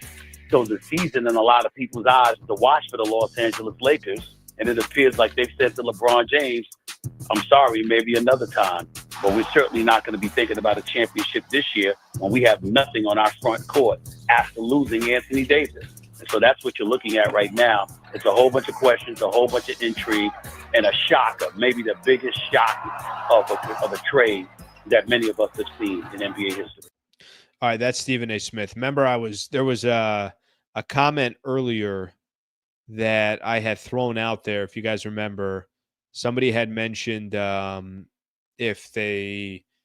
said they don't like the trade, and I had mentioned, all right, let me put out a poll, and then we'll see how people feel. I'm not surprised here. I said, Laker fans, you like the trade. 75%, just under 75%, they like the trade. So I'm not. Listen, I think again, I'll say it. Short term, yeah, I understand. I don't have any answers short term for the Lakers. I really don't. Long term, you got Luka. You got Luka. And what I can tell you right now that I can almost guarantee you this franchise is not going to do, they're not going to just get Luka and then decide, let's not go build around him and do everything we possibly can to try to get Luka a championship as a Los Angeles Laker. That's the last thing they're going to do. The LeBron part is interesting. You know, what happens from here? The LeBron part, I think, is, you know, I hear Stephen A saying, hey, is this a signal to LeBron and this and that? No, I just think LeBron's 40. That's all. You know, I think the Lakers will probably try to do right for LeBron because he has been the backbone of the Lakers for the last 7 years. He did get them an NBA championship. He was box office and still is box office and made the team relevant again and the whole thing and helped get Anthony Davis here. So I think they'll always try to do right by AD. I'm sorry, by LeBron. But he's also 40. So I don't know what you want me to tell you. He's 40. There's only so much they can do. Mavs fans' reaction, and you'll see who won the trade. This is the best day ever if you're a Laker fan. I wonder what that reaction is. And, you know, unfortunately, I obviously don't have – I'm not 100% sure what that reaction is. But, you know, like I said, like I was telling you guys, pay attention to all these other players out there and what all these other individuals are saying. And I don't think there are too many people that are it doesn't feel like there's too many people out there saying that they don't like Luka on the Lakers. Meta has something out there. What an explosive trade. Meta is talking here a little bit. What's one of the quotes here? AD equals Luka. Math test solved. Even swap. Even swap is what he's saying. You know, I think it was kind of an interesting relationship between Laker fans and Anthony Davis, but it had more to do with his availability or lack of availability. But the last 2 years he's been there for the Lakers. I got no issues with AD. Like I'm going to remember Anthony Davis, and it's still a trip to, you know, obviously to be talking about this, but I'm going to remember Anthony Davis as a Laker as I'll have a positive thought process on Anthony Davis. I was an AD fan. I really was. I love his style of play. I like what he does. I like obviously how he makes it happen, but at the same time, I think it's it's just more of a shocker. All right, look at this one, which I'm not crazy how it looks, but I'm going to show it to you guys anyways. This is ESPN or SportsCenter that put out basically the two teams, the two squads. I don't know if you guys see this well here. Yeah, you guys can see it. Luka, Austin Reeves, LeBron, Dorian Finney-Smith, Jackson Hayes, Kyrie, Clay, Quentin Grimes, Anthony Davis, Daniel Gafford. Obviously, they got a lot more players. Yeah, Lakers got to go make another move. Got to go make another move.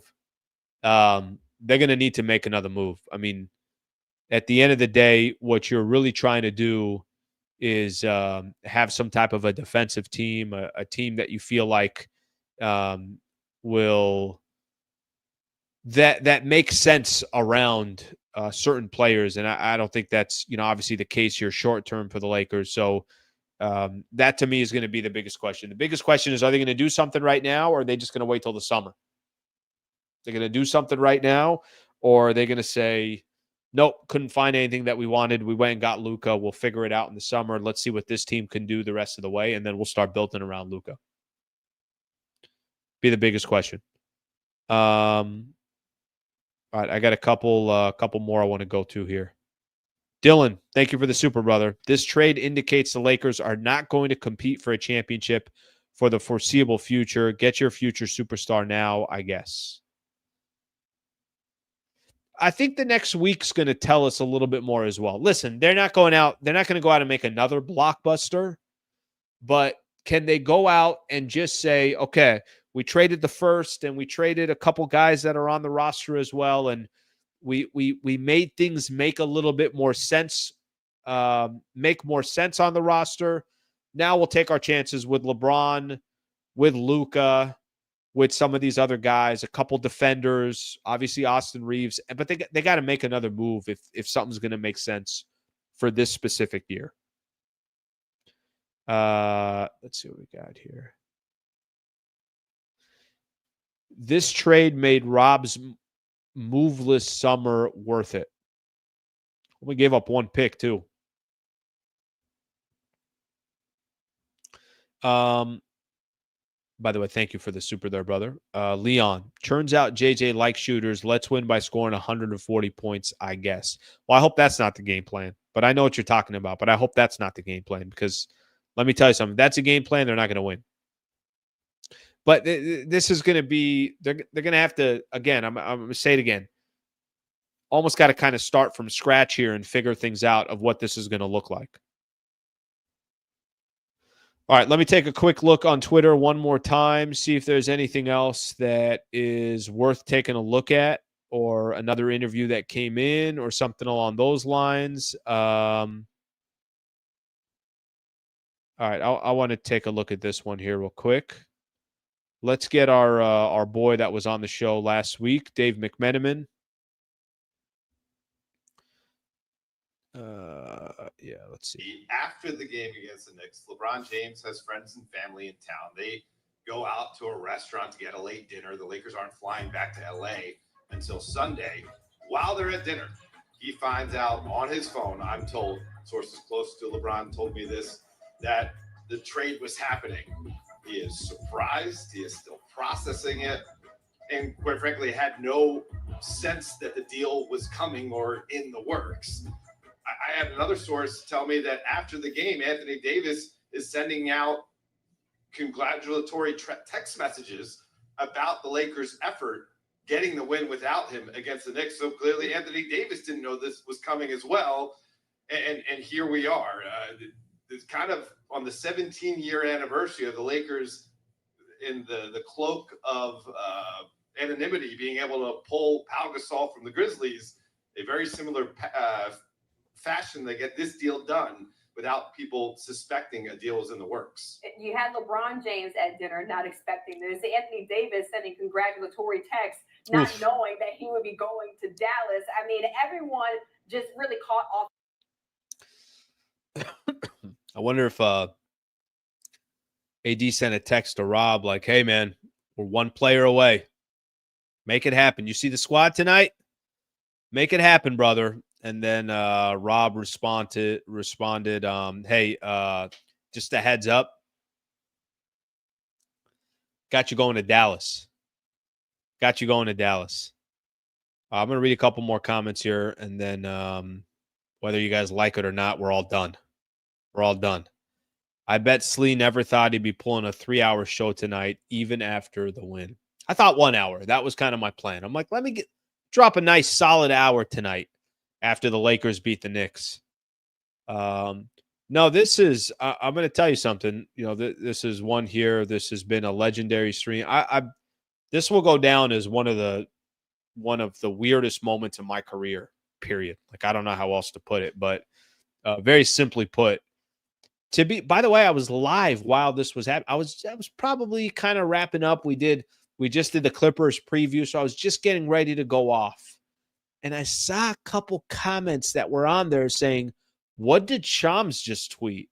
And then there was another one, all cap, Shams, exclamation point, exclamation. And I'm like, what are these guys talking about? So I go on, I look, I see Shams' tweet. I'm like, I'm not even going to read it. Why would I read this? This is clearly bullshit. This is one of those people that hacked into Shams' Twitter and then decided, let me make it look professional to make it even seem more like this is actually happening.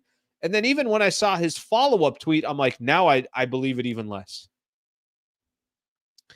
And here we are, 3 hours and 20 minutes later, still on the stream.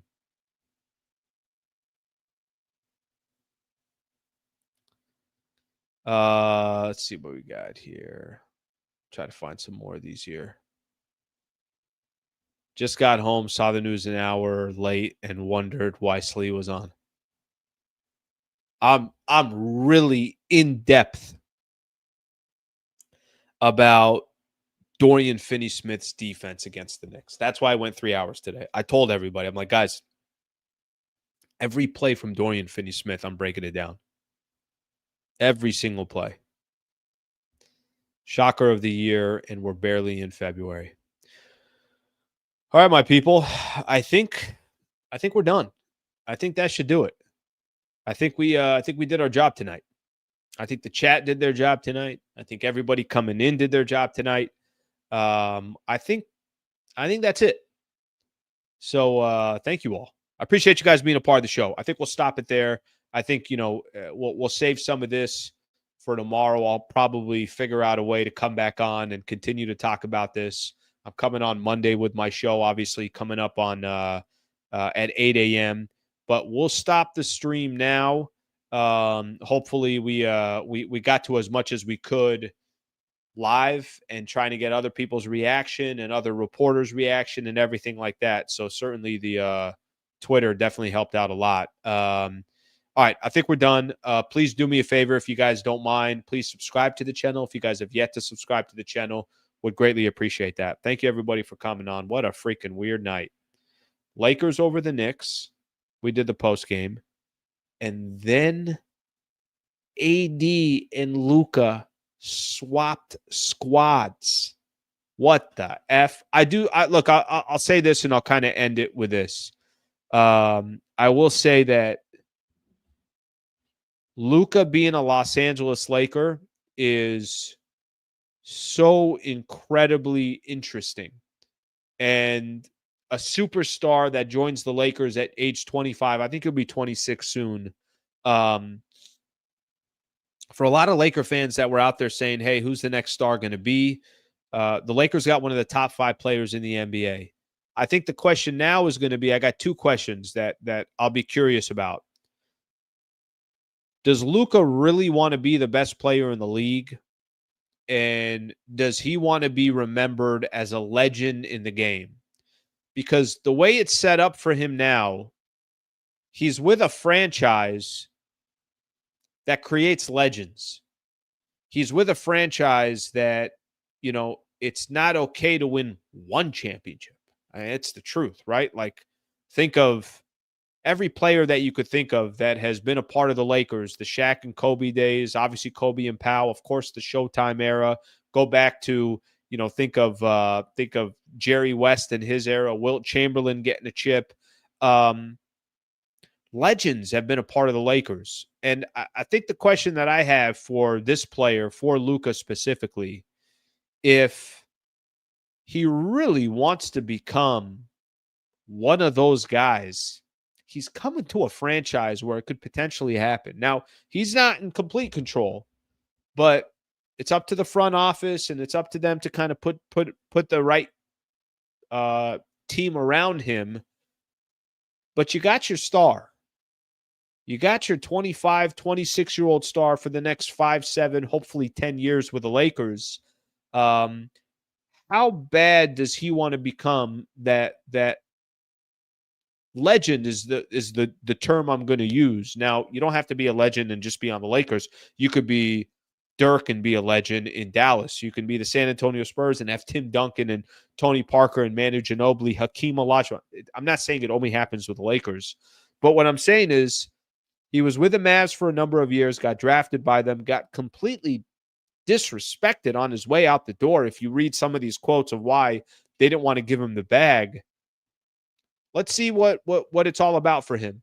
And then it's that's kind of the long-term play. And in the short term, we'll see if the front office does anything. All right, everybody. Thank you very much for being a part of the show. I appreciate you guys hanging out. And I don't know if I'll be doing another 324 on another day, but thank you for being here. Let me kind of figure out what the hell happens, and then I'll figure out tomorrow about getting up some more content. I do know on Monday I am coming on my regular show at 8 a.m., and I know that Trevor Lane's going to join me on Monday. So keep that one in mind, and then I'll figure out some stuff for tomorrow. All right, guys. Thank you very much. Have a great rest of your day.